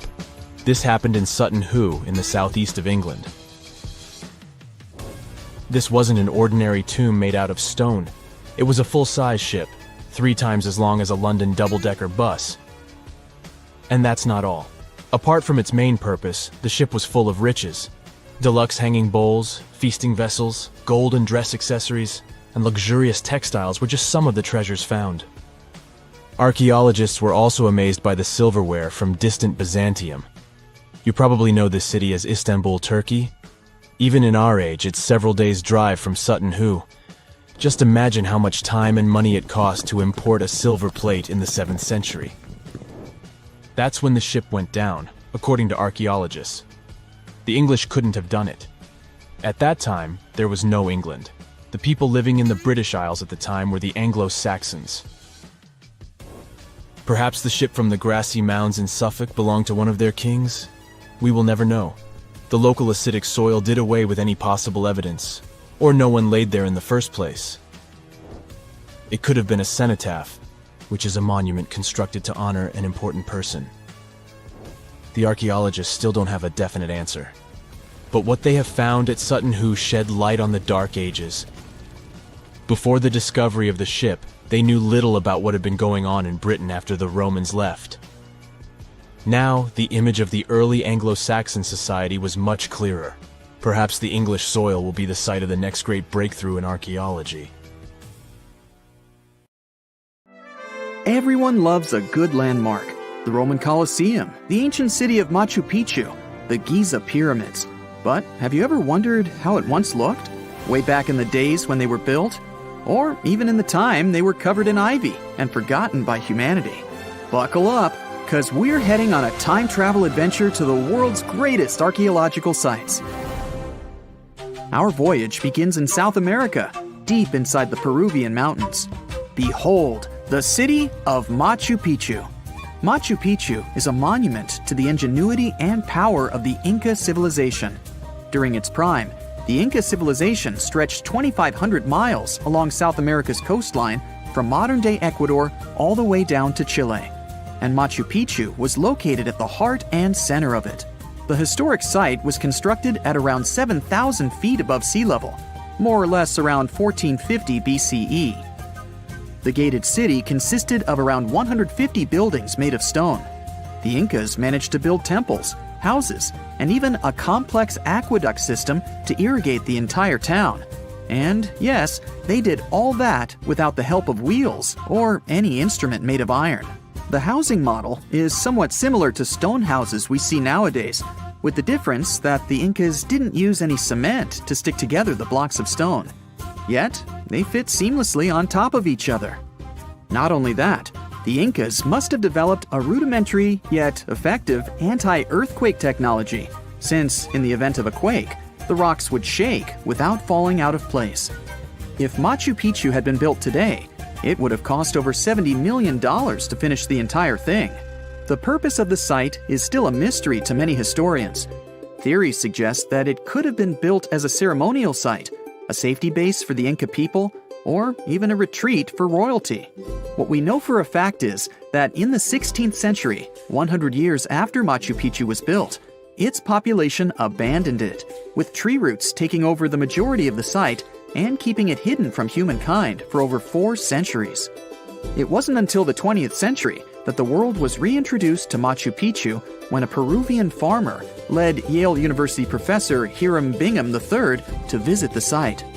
Since then, Bingham and many other explorers dedicated their lives and research to studying the archaeological wonder of Machu Picchu. Now, for the next stop on our time-traveling vehicle, the city of Pompeii in Italy. Pompeii has crowded our collective imagination for many years. The eruption of the Mount Vesuvius volcano in 79 AD and the destruction of an entire city is hopefully not something that will happen again. But I bet you're wondering, what did Pompeii look like on its last day? It took 18 hours for Pompeii's streets, markets, houses, and forums to be buried under millions of tons of volcanic ash. Thanks to some clever scientists, we discovered that the lava and ashes that covered Pompeii on its very last day actually helped to freeze the city in time. Different from ice, the cloud of ashes did not preserve the city intact, but as the items disintegrated over 2,000 years, they left voids under the earth. Archaeologists found that if they filled these voids with plaster, the shape of the buried city would soon reveal itself. And that's exactly what happened. Of course, it was nothing like the bustling city of 12,000 people that had existed for many years before the fateful eruption.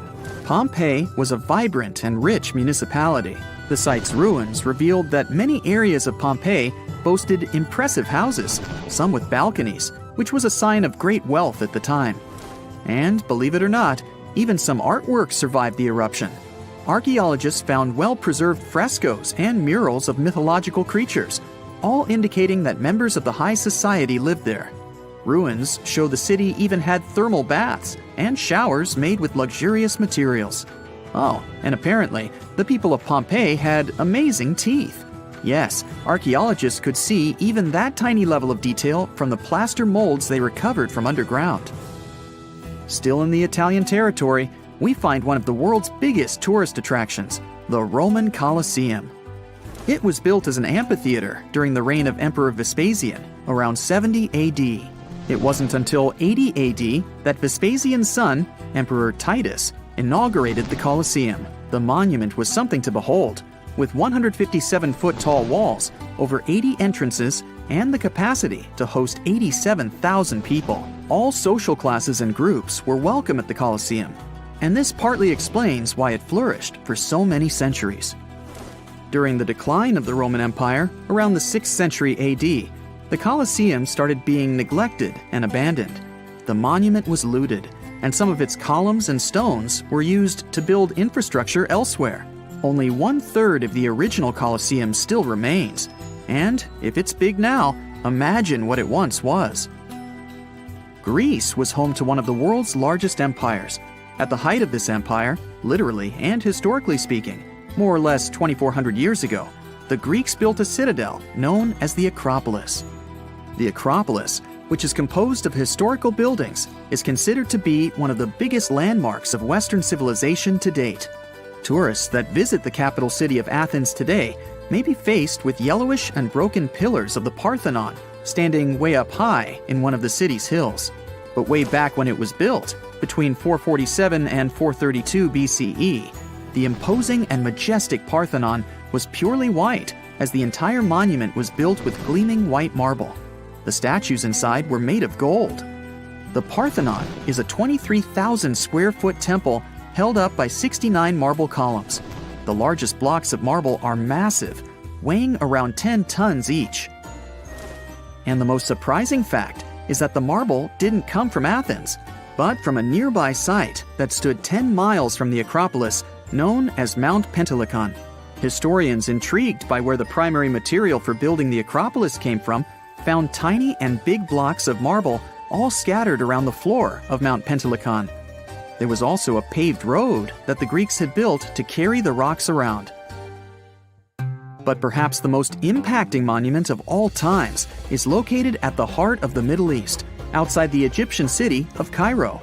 The pyramids are considered one of the 7 wonders of the ancient world. The Giza Pyramid Complex was built as a tomb for the pharaoh Khufu around 4,500 years ago. Between 20 to 30,000 people took part in the construction process. It's composed of 3 pyramids. The massive monument is made out of approximately 8,000 tons of granite and over 550,000 tons of mortar, which gives it the appearance it has today. Would you believe me if I told you that the pyramids didn't always look like this? Far from it. They were shiny white with a golden triangular tip at the top. This is because the Egyptians used over 6 million tons of limestone to cover the entire rocky, step-like structure. all so that they could gleam white under the unforgiving sunlight of Egyptian skies. The Pyramid of Khufu remained the tallest structure on Earth made by humans for over 3,800 years. It was the only 8-sided pyramid in Egypt and was believed to align with Orion's belt. It's considered to be the most aligned construction facing north. In 1979, it was inscribed on the UNESCO World Heritage List. Let's head on down to the Indian city of Agra to quickly visit the Taj Mahal. You may know it as the Taj, but it can also be called by its more endearing name, a teardrop in the cheek of time. The Taj took over 22 years to build and was commissioned in 1632 by Mughal Emperor Shah Jahan as a declaration of love for his third and favorite wife, Mumtaz Mahal. It was made with ivory white marble, and amazingly, due to tight conservation, it still remains very similar to what it was when it was built. I think all this talk of landmarks got me thirsty for some traveling. What about you? Tell us in the comments below if you've ever visited some of these sites, or which interesting landmarks you'd add to this video. The Easter Island giant heads are so popular that they even have their own emoji. Their true meaning has been a mystery for hundreds of years. But it looks like we at least know how they were built and transported to their permanent location. The moai statues consist of 3 parts: a large yellow body, a red hat or top knot, and white inset eyes with a coral iris. Around 1,000 of them were created. The main bodies of most of the statues were made out of volcanic tuff from a local quarry in what used to be a volcano. The material is easy to carve, but not so easy to transport. That's probably why researchers found over 300 unfinished moai back in the quarry. The rest of them stand in various locations, facing the villages as if watching over the locals. So, it looks like the statues were carved lying on their backs. Then, their creators detached them from the rock, moved them downslope, and set them in a vertical position to finish the work. Once it was done, it was time to get the statue to its platform.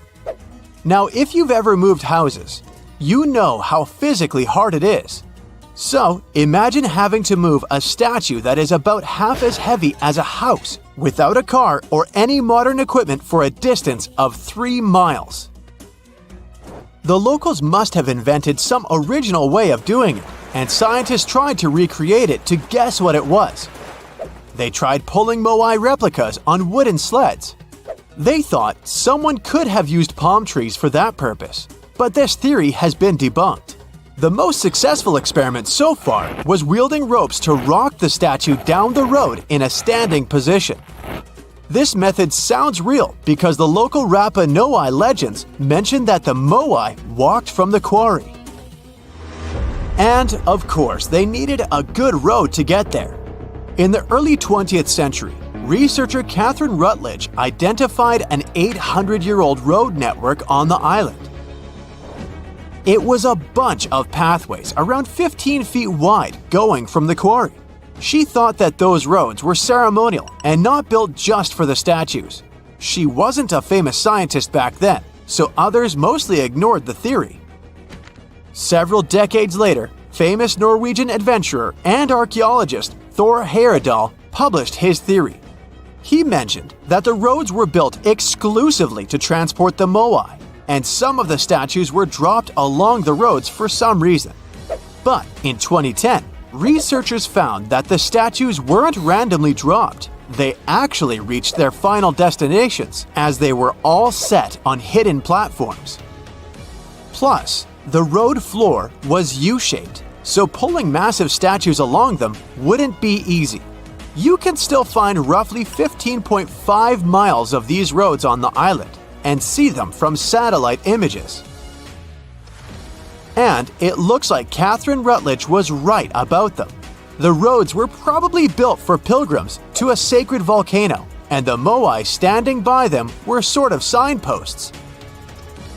Halfway across the world in southern England lies another mystery made of stone, a massive sound illusion, a symbol of unity. a burial ground, or more. Scientists are still debating the purpose of Stonehenge. It took Neolithic builders around 1,500 years to construct this beauty made of roughly 100 stones standing upright in a circle. Millions of tourists come to see it every year, and heritage protectors were worried about the modern road snaking close to the landmark. That modern road is now sunk into the ground below the grass level. And even though archaeologists assumed they could find an older road under it, they didn't have any high hopes. But when they took off a layer of asphalt, they noticed two parallel ditches that were nearly perpendicular to the road. The ditches connected the shortened sections of the avenue. That's what the archaeologists call the ancient pathway leading up to Stonehenge. It proves that the ancient people used to visit the monument for their purposes, and probably some ceremonies. Another interesting find during a dry summer was 3 dry patch marks within the stone circle. It looks like they were left there by 3 massive boulders. So Stonehenge could have been a full circle once. In 2021, archaeologists found a Roman road submerged in the Venetian lagoon. The fact that it runs there on the bottom for nearly 4,000 feet is proof that the Romans were here before sea levels rose and flooded the area. It supports the theory that there was an important settlement here centuries before Venice was founded at the spot in the 5th century CE. The ancient Romans were great at many things, and one of them was building roads. And it looks like they weren't afraid to work on the trickiest terrain. Scans have shown that the ancient road was built right on the beach, and it requires some serious skills. Imagine a village from over 1,000 years ago frozen in time.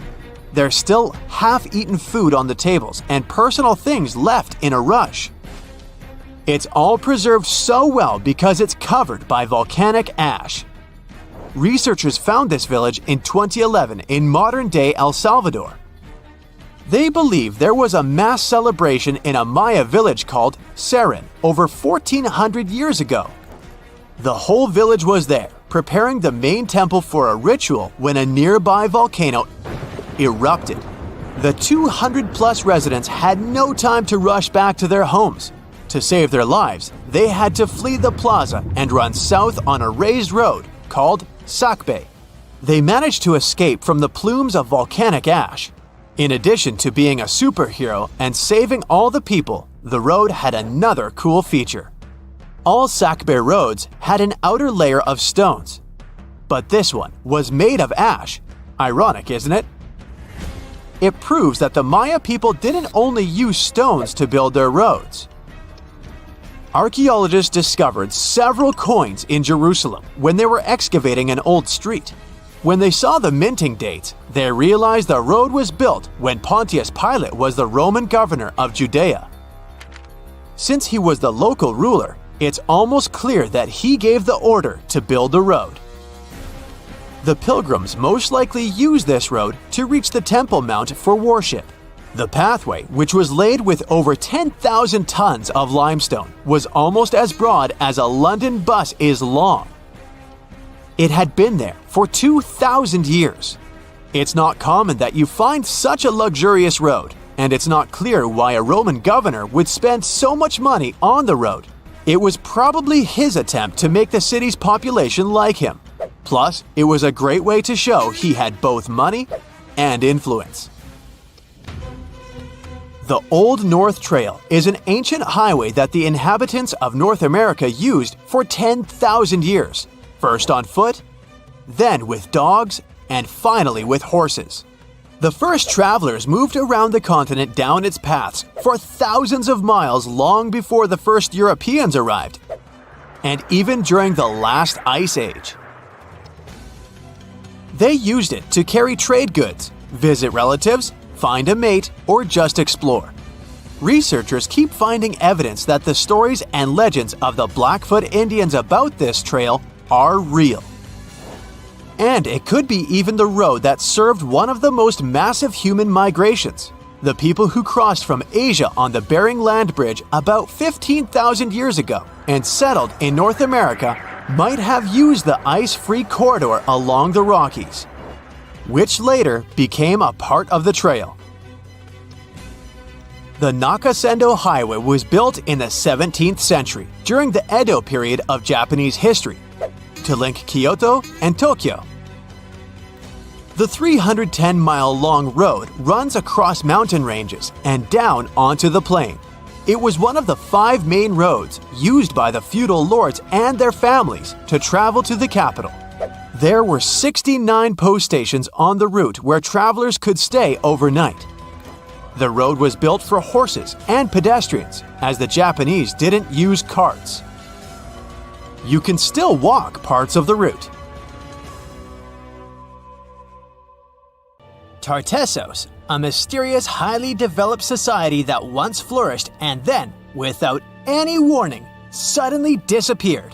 Moreover, before they were completely gone, they performed some strange rituals, as if they were trying to save themselves from something. But what happened to these people? Let's try to find out. Let's go to the southwest of Spain, to about 2,500 years ago. Once, there was a beautiful city here, a trade center of Tartessos. Imagine the temple in the middle of a deserted town. A breathtaking, monumental 2-story building. There's a thick smell of frying meat in the air, and the smoke from its frying rises high into the sky, covering the patterns of the sanctuary. The sun has already set, and it's time to prepare for the ritual. We enter the ancient monumental hall. Inside, hundreds of people gather around a long wooden table lined with delicate ceramics and bronze bowls. They feast and drink. These people have much more fun than the animals outside the building. These animals are being prepared for the ritual. Horses, cows, pigs, donkeys, even dogs. All of them were brought here to appease the deities. And what happens after the ritual itself is even crazier. At the end of the ceremony, people take torches and set fire to the whole building. Everything turns to ashes and coals, and when the last embers fade away, they take shovels and begin to bury this place. It will take them at least several days to bury the former sanctuary under piles of earth. They work tirelessly. In some places, the thickness of the layers of mud and clay will reach almost 14 feet. And then, these people, the last known Tartessians, just leave this place and disappear from our world forever. But what just happened? Why did they even do all this? Let's start from the beginning. Tartessos was first mentioned in Greek and Roman texts thousands of years ago, but for a long time, we had no idea what it even was. All the descriptions were contradictory and confusing. Some archaeologists thought that Tartessos was a kind of seaport. Others thought that it was a river or a water reservoir. They even said this place could be connected with the mystical Atlantis. But there was nothing to back it up with, so the scientific community quickly rejected this idea. But today, we know the truth. Tartessos was an ancient civilization. It's been located on the Iberian Peninsula, one of the southernmost islands of Europe. It flourished in the 9th to 5th centuries BC, and then, around 2,500 years ago, suddenly disappeared. They were quite rich. The island had rich reserves of metal, so their economy was thriving. Silver, copper, lead, and other good things were mined in the local Sierra Morena Mountains. Almost all the locals were engaged in trade. For them, it was a common thing. Isn't that strange that there were so few records left about them? And not so many monuments of their culture have survived to this day. In total, throughout Spain, scientists were able to collect around 20 archaeological finds related to Tartessos. 3 of them were excavated in the Guadiana Valley: Cancho Roano, Casas del Toruñuelo, and La Mata. Let's start with the first one. Cancho Roano was discovered in 1978. This find was one of the most significant pieces of the puzzle. This is one of the most beautifully preserved structures of the Tartessian civilization. Not only the walls have survived to this day, but so did the altar, the moat, and even several artifacts. For example, some jewelry and wine glasses. It was a square building surrounded by a deep moat filled with water. And, to be honest, we still don't know its exact purpose. We only assume that it could be an ancient temple. Some rituals were carried out there. For instance, they would set fire to the temple and cover it with thick layers of sand and clay. They even left some expensive artifacts inside, tools, gold jewelry, and so on. Moving on to the next find. Casas del Turruñuelo is one of the best preserved buildings in the entire Western Mediterranean. We only discovered it a couple of years ago, back in 2015. And it hasn't been studied that well yet. But we already know that this place is also pretty weird. Casas del Turruñuelo was a very rich building. It wasn't just some kind of temporary camp. It was a place of monumental, impressive architecture. Massive staircases, vaulted ceilings, luxurious materials brought from all over the Mediterranean, and the latest construction technologies.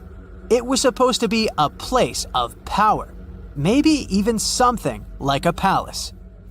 And yep, it also became the venue for the rituals.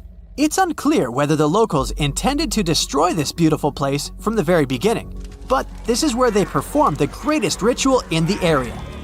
This ritual involved more than 50 animals, including the most valuable ones, horses. It was their only means of transportation. The fact that these people gave away their horses may indicate that they planned to stay here for some time. Perhaps they hoped to appease the deities and settle on local lands. The ritual was carried out exactly as they intended.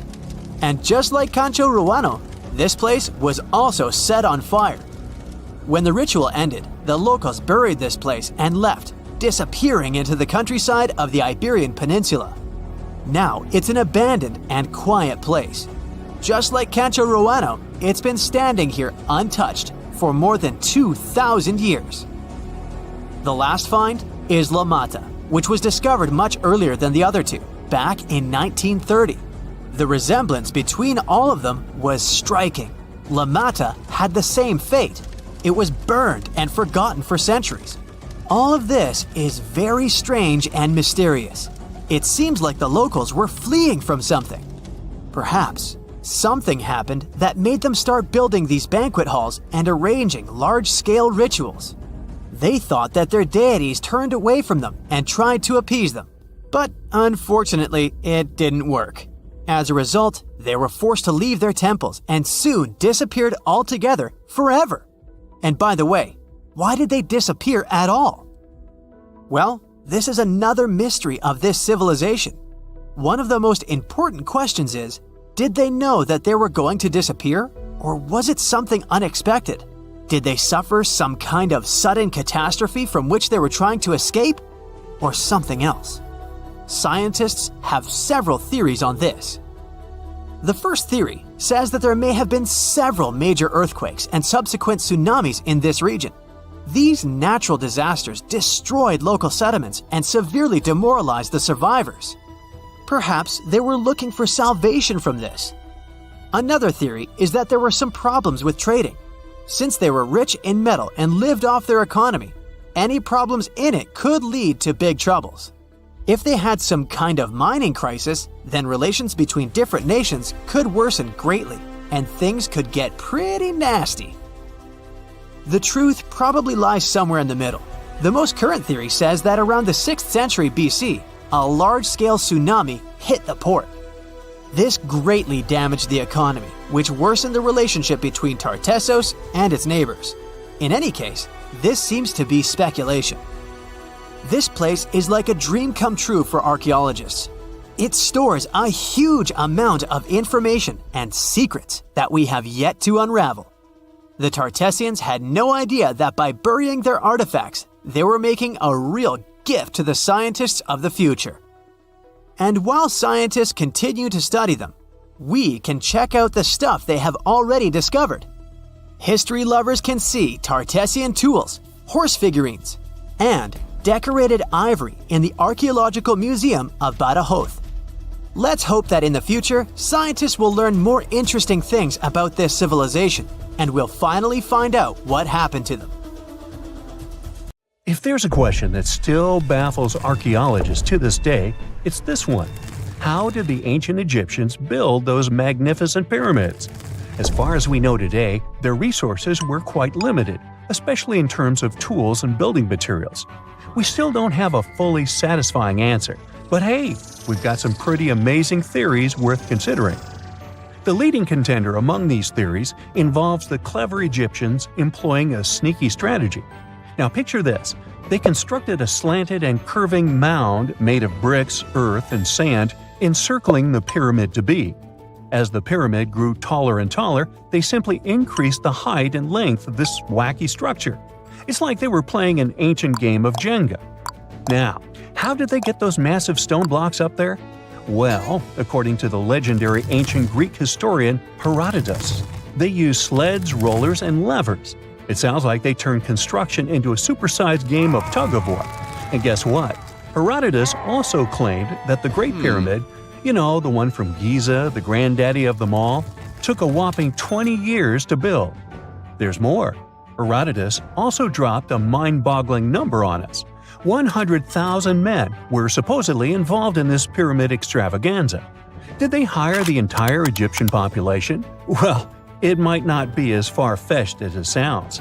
These men were probably mostly farmers, so they probably focused on the pyramids when there wasn't much work to be done in the fields. Like during the flood season of the Nile River. Obviously, specialists in the archaeological community had something to add to this theory.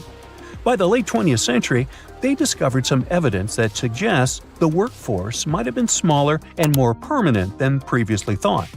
Instead of a massive army of 100,000 pyramid builders, they proposed that a modest crew of around 20,000 workers, accompanied by support personnel like bakers, physicians, and even spiritual leaders, could have gotten the job done.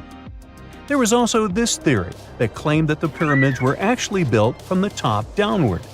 It suggested that these colossal structures were nothing more than isolated hills used as quarries. The stones were supposedly drawn from these hills, and over time, competing engineers took charge and transformed them into the iconic pyramids we know today. Now, before you dismiss this theory as a wild fantasy, some folks thought it wasn't completely crazy. After all, there are instances where isolated hills exist, so maybe this theory had a tiny glimmer of truth. Whether it involved ramp building or ingenious work schedules, one thing is clear. Those pyramids have definitely left their mark on history and on our imaginations. Now, speaking of ancient Egyptian mysteries, there's this gigantic unfinished obelisk sitting in ancient Egypt, and scientists are trying to figure out how it was shaped. Now, some people suggest that our industrious ancestors used handheld pounders to get the job done. One expert has a different take on the matter, though.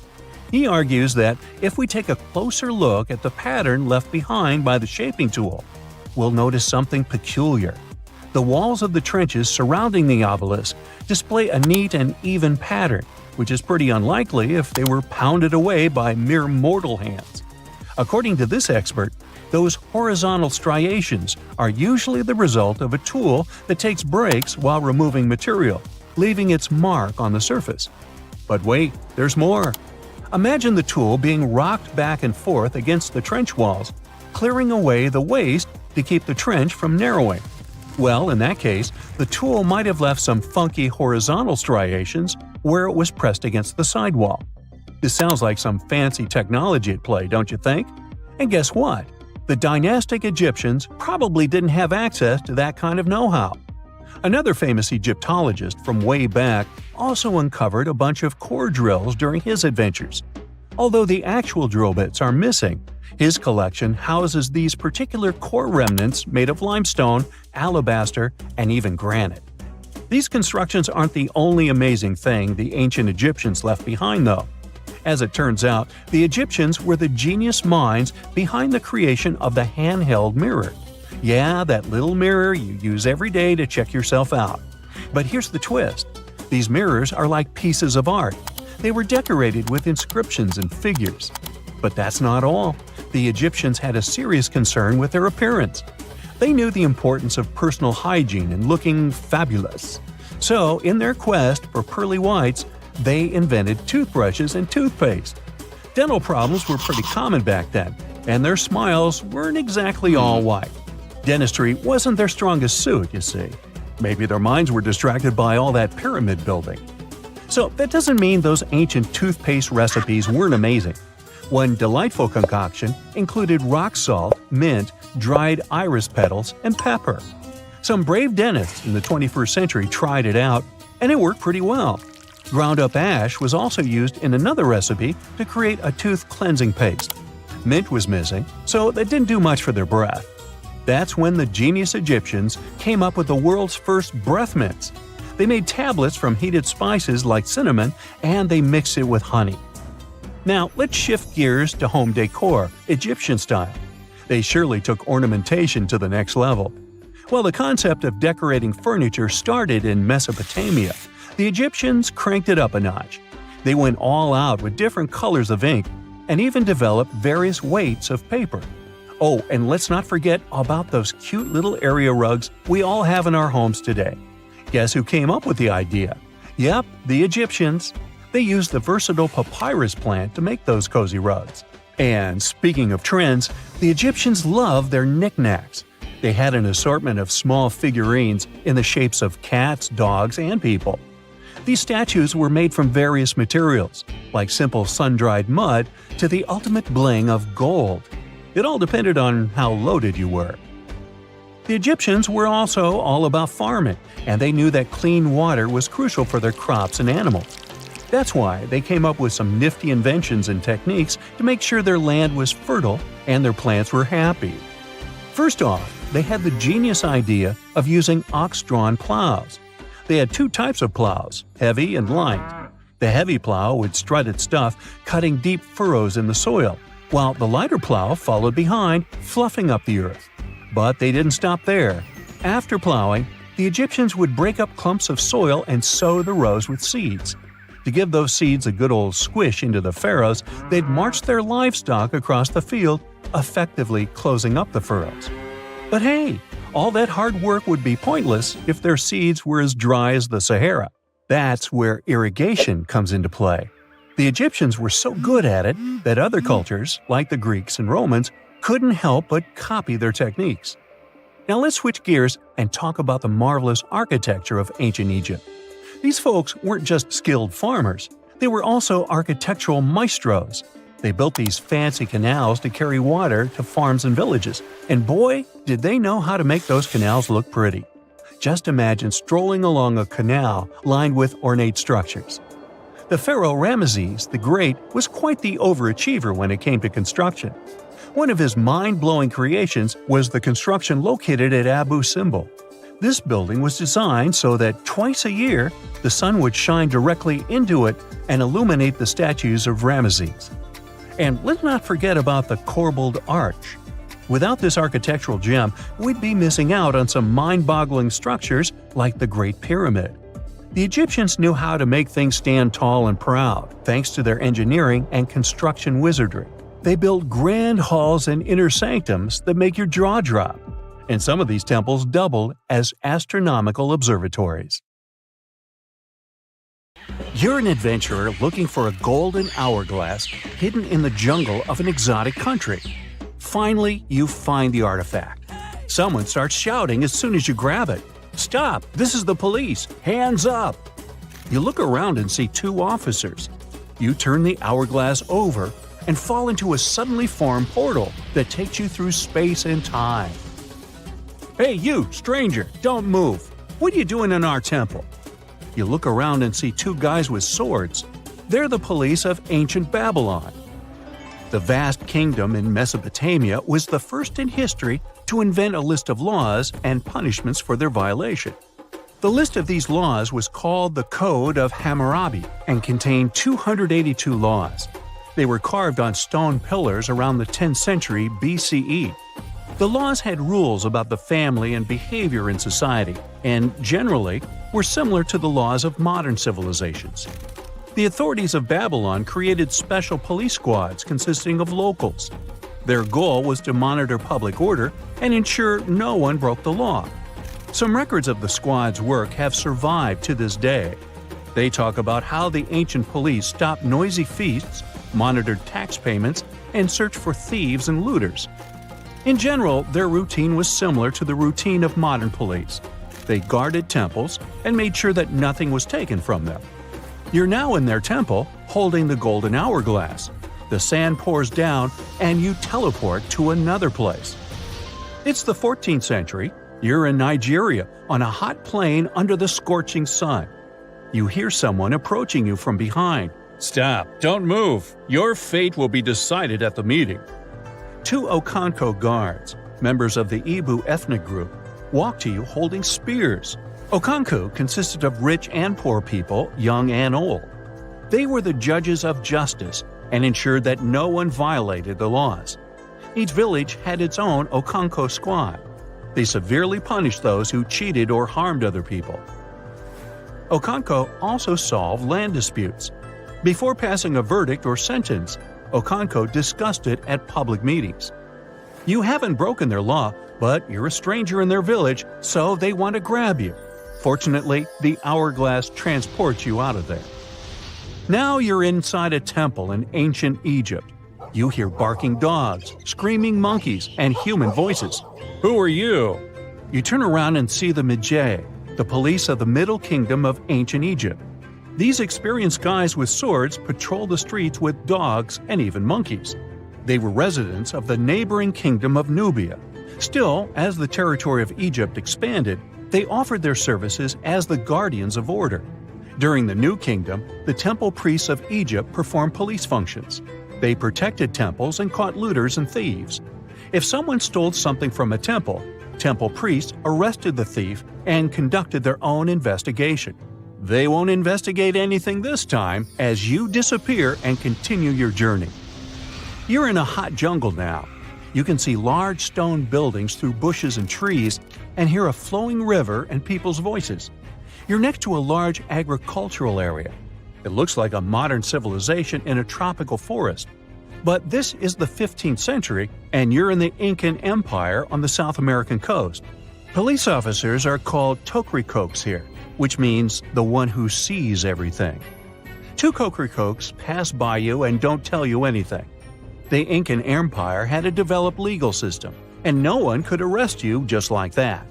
The one who accused another person of violating the law had to be above the rank of the accused. Therefore, tokrikokes were the most senior people in cities. They kept order and also conducted a population census. Their duties also included the distribution of land and the construction of roads and bridges. They held all court proceedings publicly and punished those who committed serious violations. But for petty hooliganism, people were just subjected to public censure. Here, you feel safe thanks to the harsh but fair laws. But the hourglass is restless and takes you to ancient Greece. And to be honest, you're out of luck because the Cryptia of Sparta is in charge here. These tough guys got trained in duels from an early age and developed incredible strength and endurance. Yeah, everything is as we've seen it in the movies. The Cryptia means hidden. This police force always acted cautiously and quietly to deliver a crushing blow. They didn't have armors or big swords. They were wearing light clothes and had sharp knives. The Cryptia kept order and made sure farmers paid taxes and shared their harvest. Also, the Cryptia suppressed any rebellions among people. Unlike the people in other countries, the Cryptia worked at night and rested during the day. Well, it's daytime, so no one will arrest you. But if it were night, you would hardly be able to escape from the Spartan police. You teleport to ancient Judea, where a fair judicial system was highly valued. Each city had its judge and 2 trained soldiers under their command. They were called Judean shotarim. These fighters were excellent at archery and sword fights. Their duties included checking and setting market prices and resolving private property and public safety issues. Dogs in every house should be chained. There should be no pits on the street, and the sale of knives and swords should be strictly regulated. Any violation of the law was investigated and dealt with in court. The locals really appreciated this order and paid for it as taxpayers. Now the Golden Hourglass takes you to 15th century West Africa. You're in the Songhai Empire. This was one of the largest countries in West Africa with first-class police called the Kadi. Serious violations were punished cruelly, so people were afraid to break the law. The Kadi were government officials appointed by the king. They decided who to court-martial and who to punish with a small fine. They monitored not only the order in cities, but also the environment of the king. If someone wanted to commit treason or overthrow the ruler, the Kadi found out about it and neutralized the threat. Now you find yourself in a very hot place, but not because the sun is scorching, but because there are flames everywhere. The building you're in is on fire and you don't know what to do. At that moment, two guys run inside and pull you out. They just saved your life. Meet the Vigiles, the police of the Roman Empire. More precisely, they were firefighters. In 21 BCE, the Roman emperor ordered his subjects to extinguish fires in the homes of the nobility and ordinary poor people. For this, the emperor received praise and decided to create the first public fire service in Rome. The Vigiles patrolled the streets and extinguished fires caused by hot weather or hooligans. Soon, the Vigiles began to keep order and catch robbers. They wore light armor and had whips and staffs. You don't have time to thank them for saving your life because the hourglass takes you to another era. The Mauryan Empire, which lasted from 321 to 185 BCE, was the first empire of ancient India. You don't have time to do anything as two big guys grab you and blindfold you with a rag. They're taking you to interrogation. Every city in this state had a police chief and his team called Gops. They did all the police work and spied for the emperor. They looked for other spies, registered new visitors, and followed them. They patrolled the streets, kept order, and knew everything happening in the cities. They're going to put you in a cage, but you disappear right from their hands. You finally return to the 21st century. There's no more sand in the top part of the hourglass. So you ponder committing a small robbery to see how modern-day police will respond. But then the hourglass reappears and drops you into prison so you can get a close-up view. Then you wake up. On October 30th, 1759, the inhabitants of the Middle East were jolted awake by an earthquake. Cracks appeared in the walls of their homes, roofs began to crumble. People ran out of their homes and gathered in open areas. But because of strong shocks, they kept losing their footing and falling. A month later, there was another earthquake, but it turned out to be even stronger. Trees broke, houses collapsed, deep cracks appeared in the ground. The disaster lasted for 2 minutes. Oases, roads, and cities were destroyed. Incredibly, Baalbek's ancient buildings withstood earthquakes. Some historians state that this majestic and mysterious place was built during the Roman Empire, but many researchers disagree. Whatever the truth is, the city is one of the main archaeological phenomena of humankind. The most amazing building of Baalbek is the Temple of Jupiter.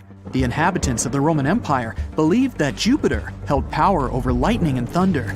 The building looked like a platform with 54 columns. A massive roof rested on these columns.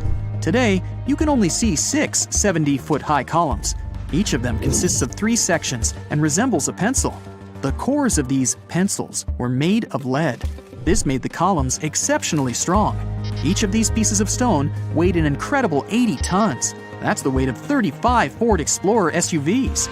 Look, this is the largest block in the Great Pyramid of Giza. But compared to the blocks from Baalbek, it doesn't even look that impressive. The foundation under the Temple of Jupiter was preserved. That's how specialists figured out it consisted of about 25 monolithic stones, weighing 450 tons each. It means that the blocks from Baalbek weigh almost 4 times more than the blocks from Egypt. There are 3 more enormous limestone blocks in the foundation. They weigh 800 tons each. This is more than twice the weight of a Boeing 747 plane. Ancient builders must have had a hard time carving such giants from a piece of stone. And after that, they also had to pull them to the construction site and lift them to a significant height. Repeating these logistics would probably turn out to be a nightmare for present-day builders. To do this amount of work, they would need modern equipment. But Baalbek's constructors didn't have trucks, cranes with circular saws, or electricity. How did the builders of the past manage to do this? Scientists have a theory that includes ropes, winches, and lever systems. Naturally, the engineers of the past made all the gadgets from wood. Around 3,000 feet away from the ruins of the temple complex, there's a quarry. Archaeologists suppose that's where the stones for the construction were cut. They found a block of limestone there. It seemed to be too large, even for this incredible place. The monolith got called the Stone of the South. It was 65 feet long and 13 feet wide. The ancient builders didn't have time to completely separate it from its mother rock. A group of scientists from Austria estimated that this piece of limestone weighed more than 1,000 tons. That's like 3 Boeing aircraft or 160 African elephants. There was another surprise awaiting the archaeologists near the Stone of the South. It was the second monolith that weighed more than 1,200 tons. But the ancient builders didn't stop at that. They continued to work. In 2014, in the same quarry, German archaeologists unearthed a block that weighed 1,650 tons. No one has figured out yet why people of the past needed a piece of stone that weighed as much as 125 school buses. It's also unclear how they were going to move this giant and why they didn't finish the job. In any case, this third monolith is the largest processed piece of stone in human history. There are more questions than answers. Some researchers believe that people of the past had high-tech equipment. Others don't think so, but are eager to understand how the builders managed to move those stones. There's a huge number of ancient buildings and artifacts on the planet. Lots of them make researchers scratch their heads. Near the Pyramid of Djoser in Egypt, archaeologists have found a network of tunnels. This place is called Serapeum. It contains 24 sarcophagi weighing from 70 to 100 tons. The giant boxes are carved from a single piece of granite and covered with heavy lids. The sarcophagi are perfectly symmetrical. To the touch, their walls are as smooth as glass. Even with the current level of technology, this is very difficult to do. But the ancient Egyptians managed this feat. The Lycurgus cup is a priceless artifact and example of ancient nanotechnology.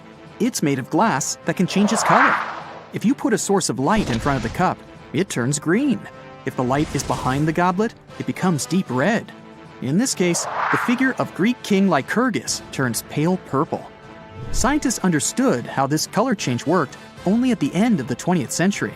Through microscopes, they saw nanoparticles of silver, gold, and copper. They had been added to the glass matrix. Thanks to this, you can observe a color change called dichroism. Interestingly, the gold and silver were grounded into a fine dust. It's almost impossible to do this by accident. Most likely, the ancient experts knew for sure what they were doing. Bolivia has a curious place called Puma Punku. It looks as if an ancient giant played there with an enormous construction set. And after the game, they forgot to put the pieces back into the box. But there are no giants, and the huge stone blocks were carved by ancient builders over 1,500 years ago. Some of the rocks weigh 100 tons. The blocks were brought to an altitude of almost 13,000 feet above sea level from the quarry 60 miles away from the construction site. There's no forest in that area. This means the builders couldn't use trees to make wooden rollers. The monument belongs to the Inca civilization. Scientists are sure they didn't know anything about wheels. In 1992, the inhabitants of a Chinese village decided to drain a pond. Their ancestors had been using it to wash clothes and catch fish for hundreds of years. They kept pumping the water out for 17 days. At the bottom of the reservoir, they made an unexpected discovery. The villagers saw an entrance to a cave going down to a depth of 100 feet. The incredible find was named the Longyu Caves. Unknown builders carved out 320,000 square feet of galleries. There are separate rooms, bridges, pools, and columns that support the ceiling. The walls of the cave are covered with strange carved lines and patterns. Scientists haven't found any information about who built the caves and why they did it. The construction technology also remains a mystery. Antonio Stradivari lived in Italy in the 18th century. He created musical instruments. More than 600 of his works have survived to this day. 500 of them are violins. One of the instruments was sold at auction for $16 million. The violins made by this master sound clear and deep. Researchers can't understand why Stradivarius instruments produce such unique sounds. Perhaps it's all about the varnish the master used to cover the violins. The answer may also lie in the wood the instruments are made of. In those days, Europe had a cold climate. Because of this, the wood became denser, and the instruments made of it sounded especially pleasing to the ear. In the Indian city of Delhi, there's a 23-foot high pole. It weighs 6.5 tons and is made of 98% wrought iron. The 1,600-year-old pillar has no signs of rust or decay. Scientists believe that the monument is so well preserved thanks to the dry weather and the chemical composition of the metal. It might be resistant to corrosion. And still, researchers don't know how the blacksmiths managed to make an iron pillar that's not afraid of rust. It seems like a tough feat, even for modern metallurgists. The Al-Nasla rock is divided into 2 parts by a perfectly straight slit. Each boulder stands on a small pedestal. Some people believe this is the evidence of ancient laser technology. But geologists think the split happened due to the ground shifting or natural vibrations that occurred under the rock. This process led to the appearance of the crack. It had been deepening for thousands of years, and gradually, the natural monument took the form you can see today. The ancient Indian texts mention beautifully decorated chariots or entire palaces called vimanas that could take off and, in a matter of seconds, fly away as far as space. Some people believe these vimanas only existed in Indian mythology, but it's also possible that they were based on a real technology that had been lost over the centuries. According to the Vedas, ancient Indian religious texts, there was the elephant vimana with several engines and many other types named after animals and birds. There was one for local travel, one for visiting different countries, and one for traveling to the moon and various planets. They could develop a great speed. One vimana had the superpower of invisibility. Another one was shaped like a sphere and was built on the winds produced by Mercury. This vimana was said to generate an enormous ray like the sun and make noise like the storm's thunder. All the vimanas were unbreakable and perfect for attacks on foes. Now, to operate a vimana, you'd need to know a lot of stuff, pretty much like today's airplane pilots, 32 secrets in total. They'd cover the aircraft structure and the secrets of taking off and maneuvering without crashing. That's a good thing.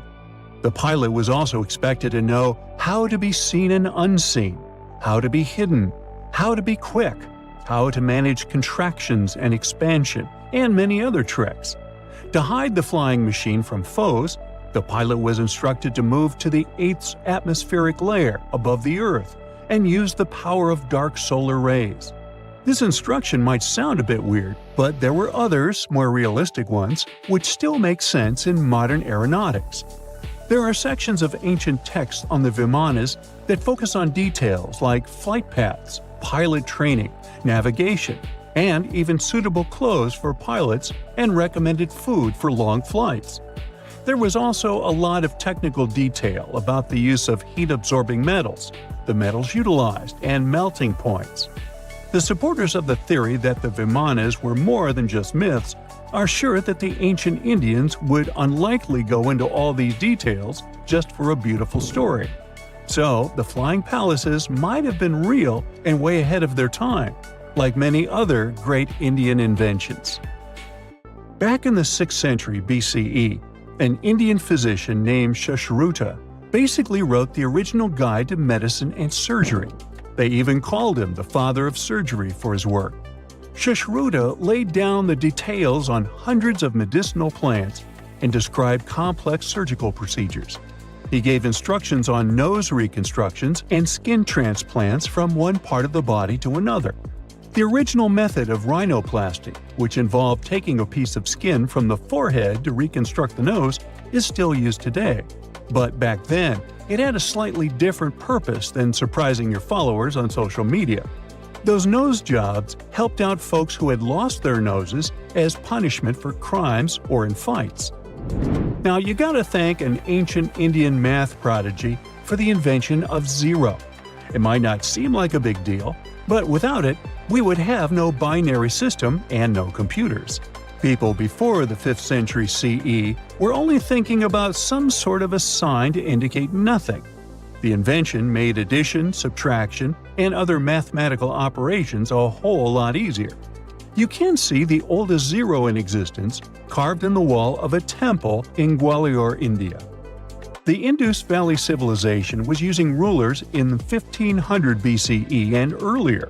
Made from ivory, these rulers were found during excavations in what is present-day Pakistan and northwestern India.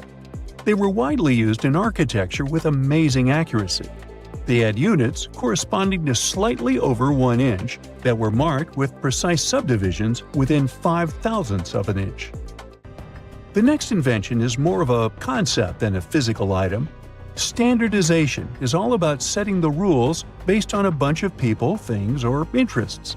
One of its cool applications that we've all gotten used to is standard weights.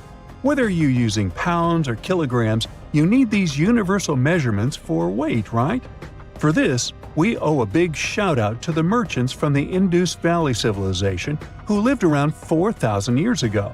They were measuring everything from food grains to fancy luxury goods using these standardized weights.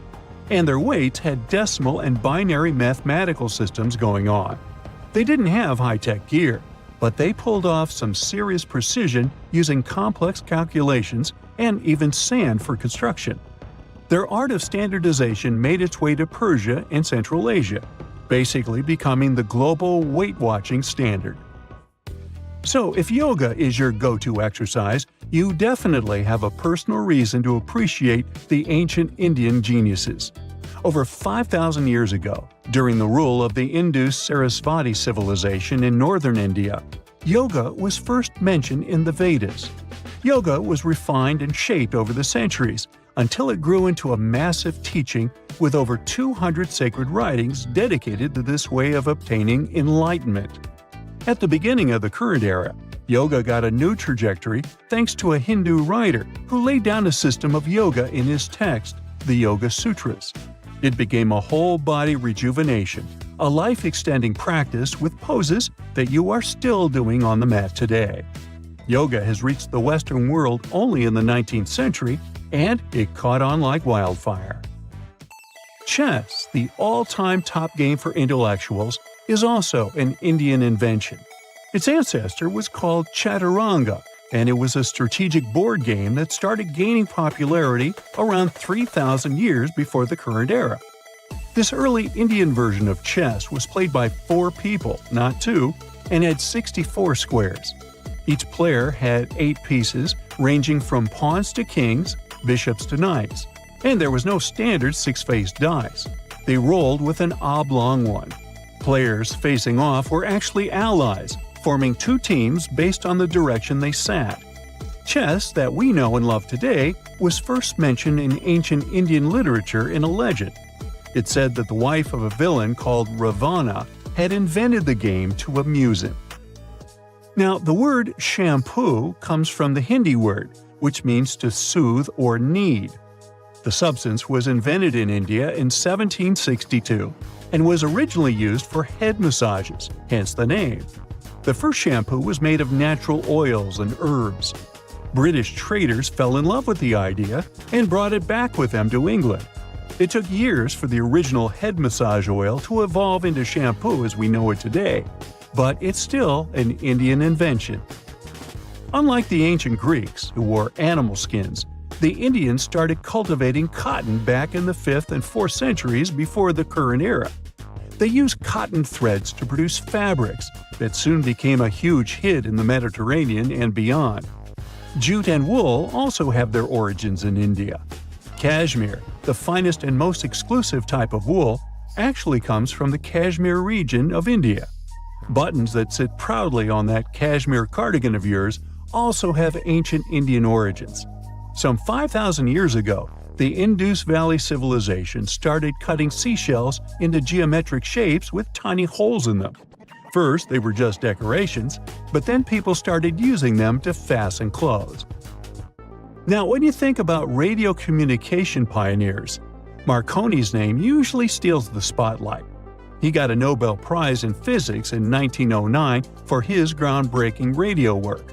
But there's an unsung hero in the radio waves game and his name is Sir Jagdish Chandra Bose.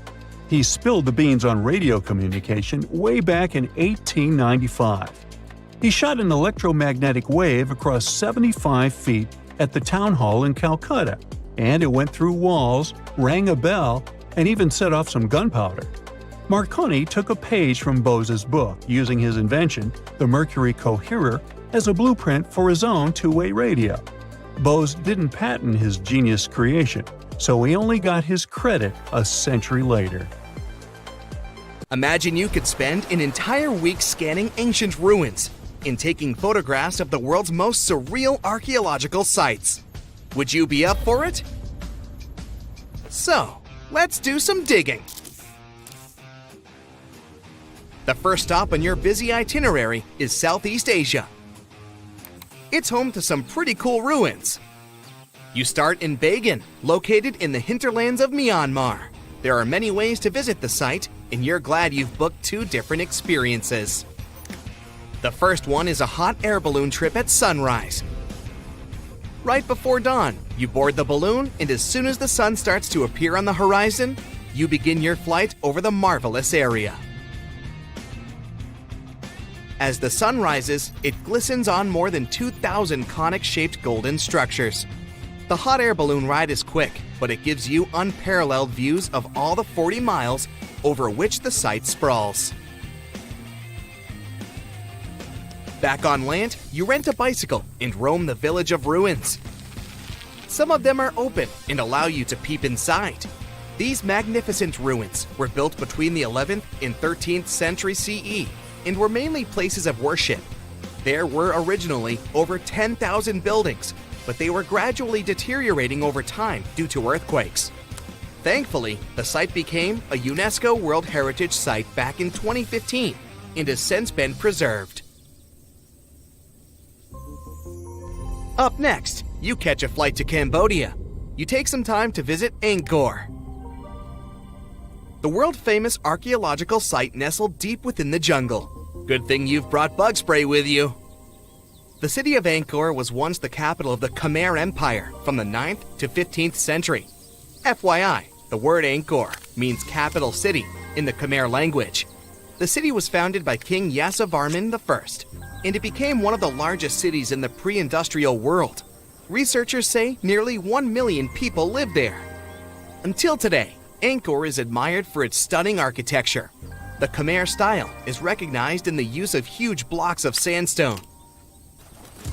The towers are believed to have been once decorated with gold.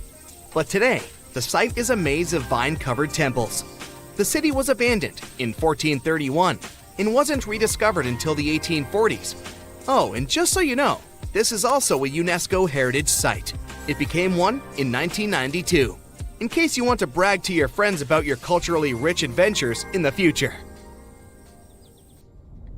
Now, your trip continues in Egypt. You're here to visit the Karnak Temple in the city of Luxor. You opt for the most unusual way to get to Luxor.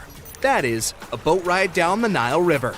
Leaving Cairo, you head south until you reach the famous ancient city. Luxor was once the capital of Egypt and a true hub of power and wealth. That is why the Karnak complex is such a great archaeological site. You choose to visit it at night, and still at the entrance, you are struck by the site's beauty. In the evening, artificial lights cast a golden glow on the temple statues and stone columns.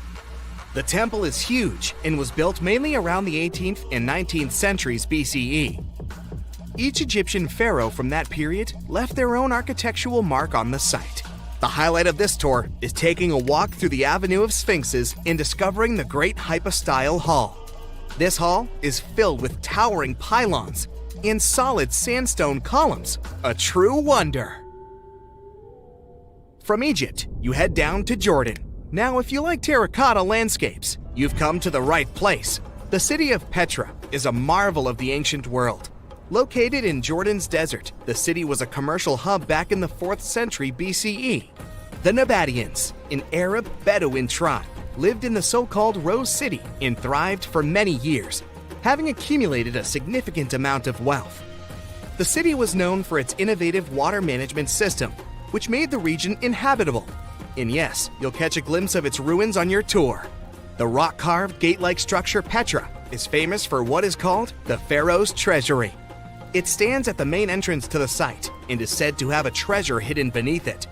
Don't forget to stand right beneath it and take one of those classic pictures for social media. Once Petra has been ticked off the list, you fly to southern Europe.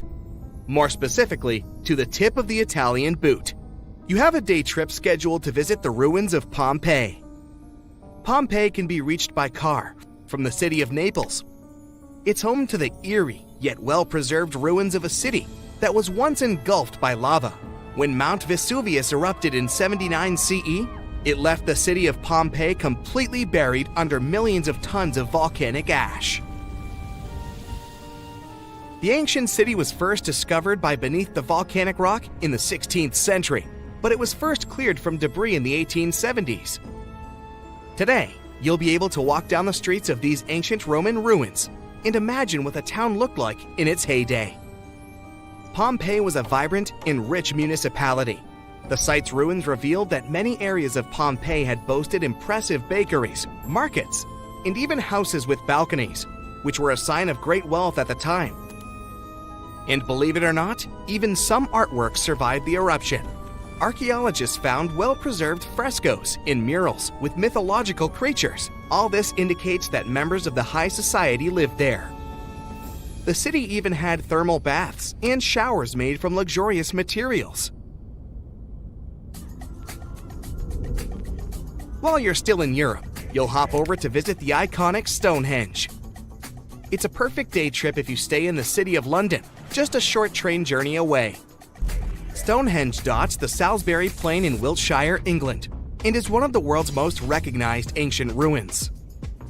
More than 5,000 years old, these curious stone rings are some of the oldest stone structures on the planet. Created out of sandstone, they are shrouded in misery. Who built them and why is still largely unknown. Popular theories claim that Stonehenge was used as a great solar calendar, built to help people keep track of days, weeks, and months. Talk about hard work to create a mere calendar, huh?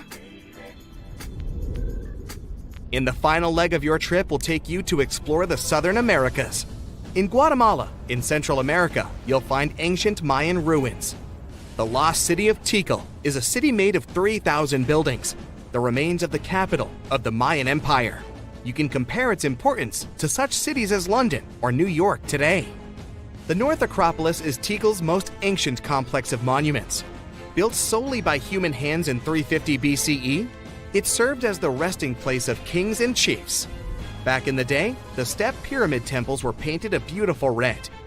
Mayans loved that color. Today, of course, you'll only see the limestone. You might wonder what made such a great city turn into ruins. Well, archaeologists have no clue about the cause of Tikal's decline. Until today, this question remains unanswered. Was it a drought? Disease? Maybe we'll never know. Are you in the mood for some Mayan ruins? Chichen Itza is an archaeological site with the best preserved pyramids on Earth. Located in Mexico's Yucatan state, this Mayan city is well over 1,500 years old. At its peak, it was home to 35,000 people. The site covers 1.9 square miles and has many ruins spread throughout it. The highlight is El Castilla, a tremendous step temple, rising 80 feet above the ground.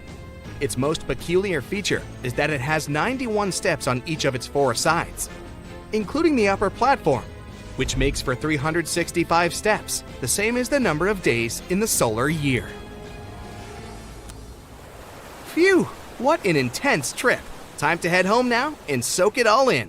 See you next time.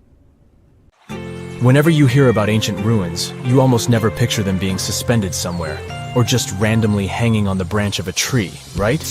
In fact, for most of the ancient artifacts we have exposed in museums all over the world, archaeologists did quite an impressive amount of digging. You see, buildings have this funny way of fading away over time if not properly taken care of. Sometimes we need to reuse some building materials, so an older construction may be sacrificed in the process. Other times houses are abandoned, And once they are exposed to the elements on the surface, like rain or sunlight, they don't really stand a chance. Some just simply crumble away due to good old erosion. So the only way a piece of architecture can survive the test of time is if it's somehow gotten buried deep down. Now, how did they end up buried in the first place? Well, it's quite the comedy of errors. Ancient cities had a habit of gradually raising their ground level like a kid adding toppings to their ice cream sundae.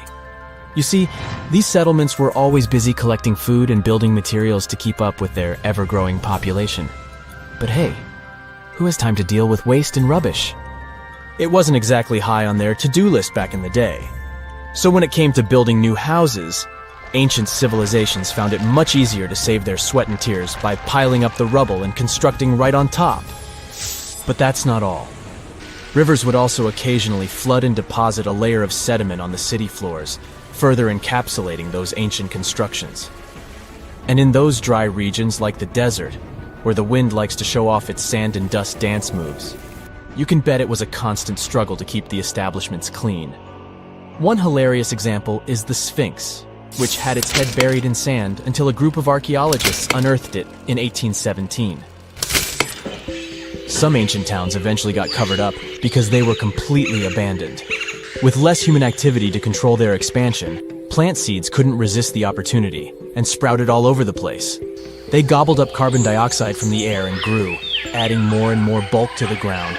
Those cheeky roots even decided to stabilize the soil made from decaying plant matter, creating layers upon layers of earthy goodness. It's like the ultimate DIY project Mother Nature embarked on, with plants as her loyal helpers. The act of digging into the secrets of ancient civilizations is not just about unearthing a lost world. It's also an epic quest to reveal the hidden treasures beneath layers of history. But how do archaeologists know where to dig in the first place? If everything is covered in layers upon layers of sediments, debris, and plant roots, they must have some sort of system they rely on before embarking on a new project, right? For starters, they're not always the ones suggesting an archaeological dig in a certain location. Let me explain. Let's say you're a contractor and you want to build a new fancy apartment complex in your city. Some local legislations have certain requirements before your project can start, though. For instance, before anyone starts building on a piece of land, they might need to bring in specialists to check the soil.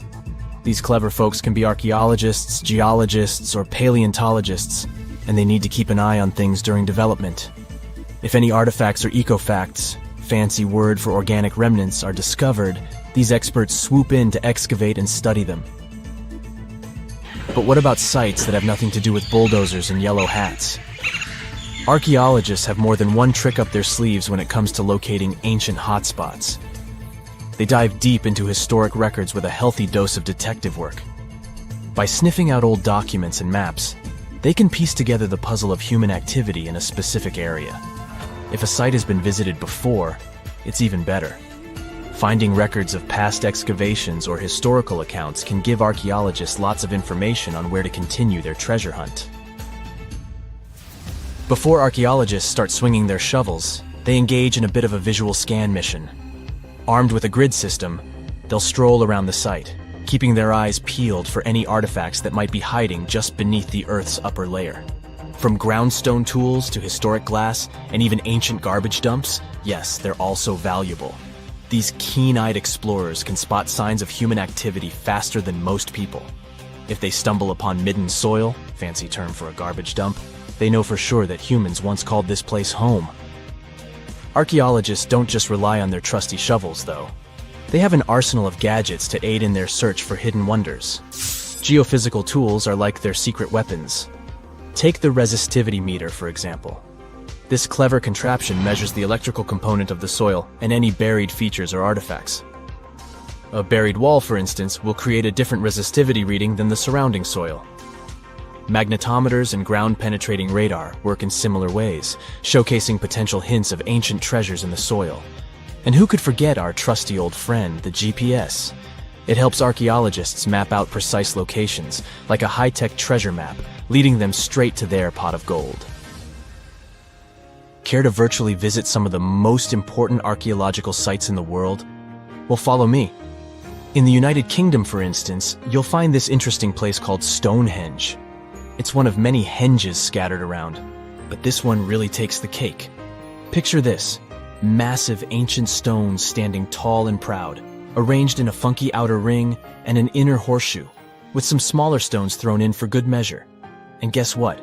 These amazing stones have been around for over 5,000 years. Talk about a serious case of rock-solid longevity. Now, here's where it gets interesting.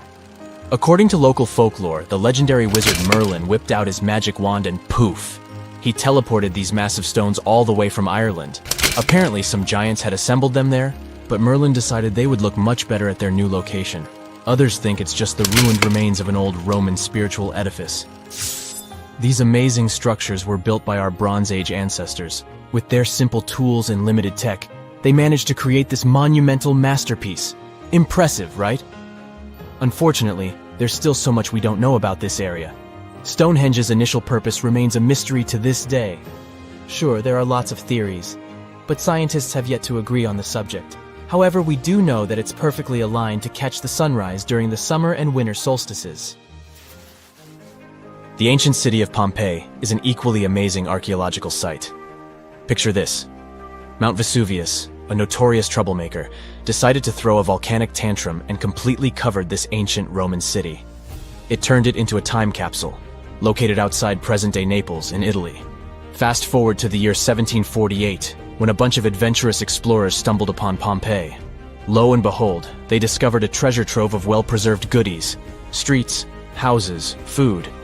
Probably a bit stale by then. Blingy jewelry, fancy sculptures, colorful frescoes, everyday household items, and even animal and human remains. It was like an epic archaeological party. From the looks of it, Pompeii had it all. Fancy houses and villas, a massive 20,000-seat arena, cute little artisan shops, hangouts like taverns. And let's not forget the saucy spots like those luxurious bathhouses for some intense pampering. There's also the Sanctuary of Apollo, where people used to gather for their daily dose of worship. And of course, the bustling heart of the city, the Forum of Pompeii, where all the cool people used to hang out. And guess what? Pompeii is so cool that it made it to UNESCO's World Heritage List back in 1997. That's like the ultimate Hall of Fame for historical awesomeness.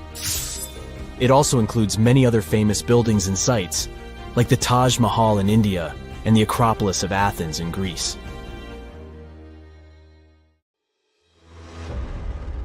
We people used to have real superpowers, but they all disappeared long ago because these abilities became useless and evolution took them away.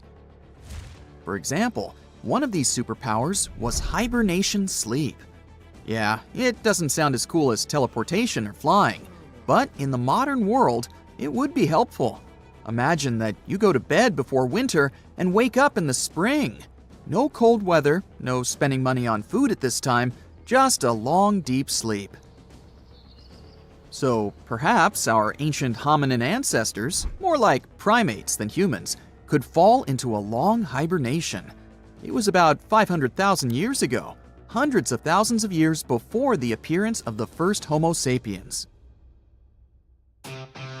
Hominini of that time lived in caves during the Ice Age and fell into a long sleep to survive.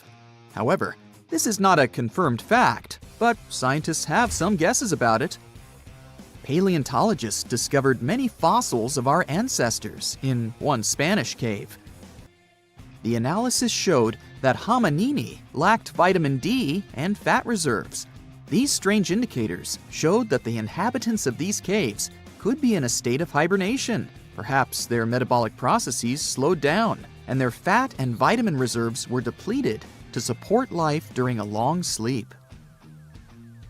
Of course, such an ability could be useful in the modern world, but it has several disadvantages. Let's look at the example of bears and what problems they can face during hibernation. Unique metabolic processes support their long sleep, but if these processes are violated, then after waking up, the bear can get very sick. This may happen because of an insufficient amount of fat and food reserves. Another ability from the past would help save thousands of dollars for modern people. This ability is strong and healthy teeth. Today, we have dental clinics, high-tech equipment, hundreds of types of toothbrushes and toothpaste, mouthwashes, and much more for the health of our teeth. Despite this, ancient people had stronger and healthier teeth. More powerful jaws and sharp teeth allowed them to chew on hard meat, and the immunity of the oral cavity didn't allow bacteria to develop. But then, agriculture appeared. People started to eat grains.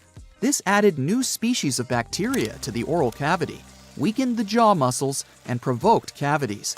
Teeth became more fragile, but they got the most severe blow when people discovered sugar. Sweets added a lot of problems to teeth health. Previously, teeth worked as a tool for processing hard materials, but then we began to eat soft food, meatballs, and fried chicken, and the strength of teeth became meaningless. Evolution took that away from us. Our ancestors were taller, stronger, more agile, and more resilient than we are. A couple of days spent in the fields while hunting mammoths were the equivalent of a month of regular training in the gym. People were not obese. They ate natural food and looked like athletes. But why were they taller? What influenced bone growth? Over the past 10,000 years, the changes in growth were most noticeable. But this trend has changed in our direction in the last few centuries. People have started to get taller. It's difficult to determine the exact cause of such changes. It can be genetics, environment, lifestyle, nutrition, or modern technologies. So, 40,000 years ago, Cro-Magnons hunted and gathered in Europe. They were better developed physically, thanks to this lifestyle.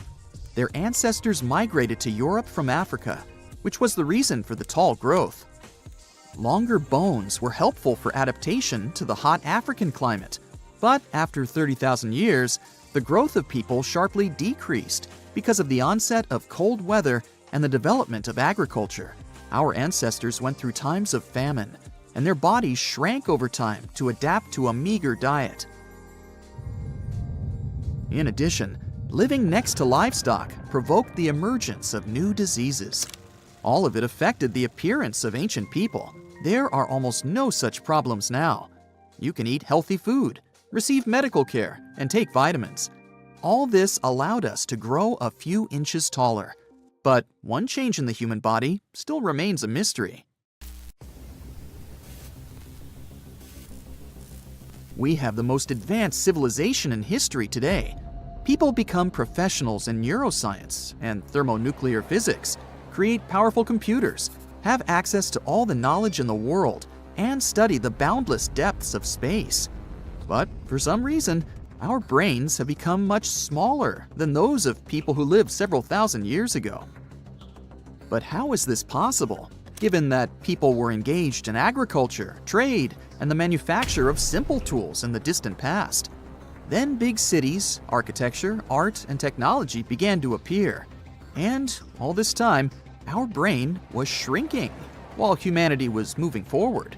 It lost a piece equal to 4 ping pong balls. The reason is not that people were more intelligent in the past. The volume of the brain is not related to intellectual level. It's possible that people's brains have shrunk because of collectivity. To understand what that means, let's take a look at ants. Scientists measured the brain size of some species. They saw that species participating in complex social systems had smaller brains. This means that if an ant interacts closely with other ants, sharing work with them, its brain decreases. Sharing duties with other species contributes to brain shrinkage. Its cognitive abilities are distributed among different groups performing different jobs. It seems like a brain unloads its working and thus becomes smaller. That is, if you live alone on an island, do agriculture, fish, and build a house alone, then your brain becomes bigger. But in a large society, where all these activities are distributed among many locals, the human brain is shrinking. In a sense, intelligence becomes collective. And at what point in time did human intelligence become as collective as possible? When writing appeared. It appeared about 2,000 years before the beginning of brain shrinkage. When people learned to write, they freed up a large memory area in the brain. They didn't have to keep all the necessary things and ideas in their minds. With the development of civilization, the collectivization of humankind grew. And then there was TV and the internet. We will discover how this affects our brains in the future. On the one hand, the volume may decrease even more, but on the other hand, we're surrounded by an endless stream of information. We don't know yet how it will affect the size of the brain. The collectivization of consciousness is only one of the hypotheses according to which our brain has increased. Another theory says that this happened because of the home lifestyle. The brain of a dog, cat, or other pet is smaller than their ancestors who lived in the wild without a human. When people started living in cities and spending less energy on getting food, their brains could also begin to shrink. In addition to the size of the brain, people have undergone many changes. Humanity now shows a huge variety in appearance, which the early Homo sapiens didn't have. In the distant past, they possessed the same physical properties characteristic of a particular region. For example, a short and stocky build was typical for people living in cold conditions. The body area of a small person helps to keep warm better. Also, the body area of a tall person gives off heat more efficiently, so people in warm African regions are taller. And in places where it's scorching during the day and frosts come at night, people can develop the ability to lower their body temperature without feeling cold and shivering. This phenomenon concerns the Australian native tribes living in the central desert. The environment affects external characteristics almost as well as genetics. And over the past 40,000 years, the speed of evolution has increased. The ability to travel and the growth of the people population contributed to the mixing of different ethnic groups across the planet, which also provided diversity in evolution. It seems like humanity still comes to the highest point of our evolution, and perhaps there are no limits to that.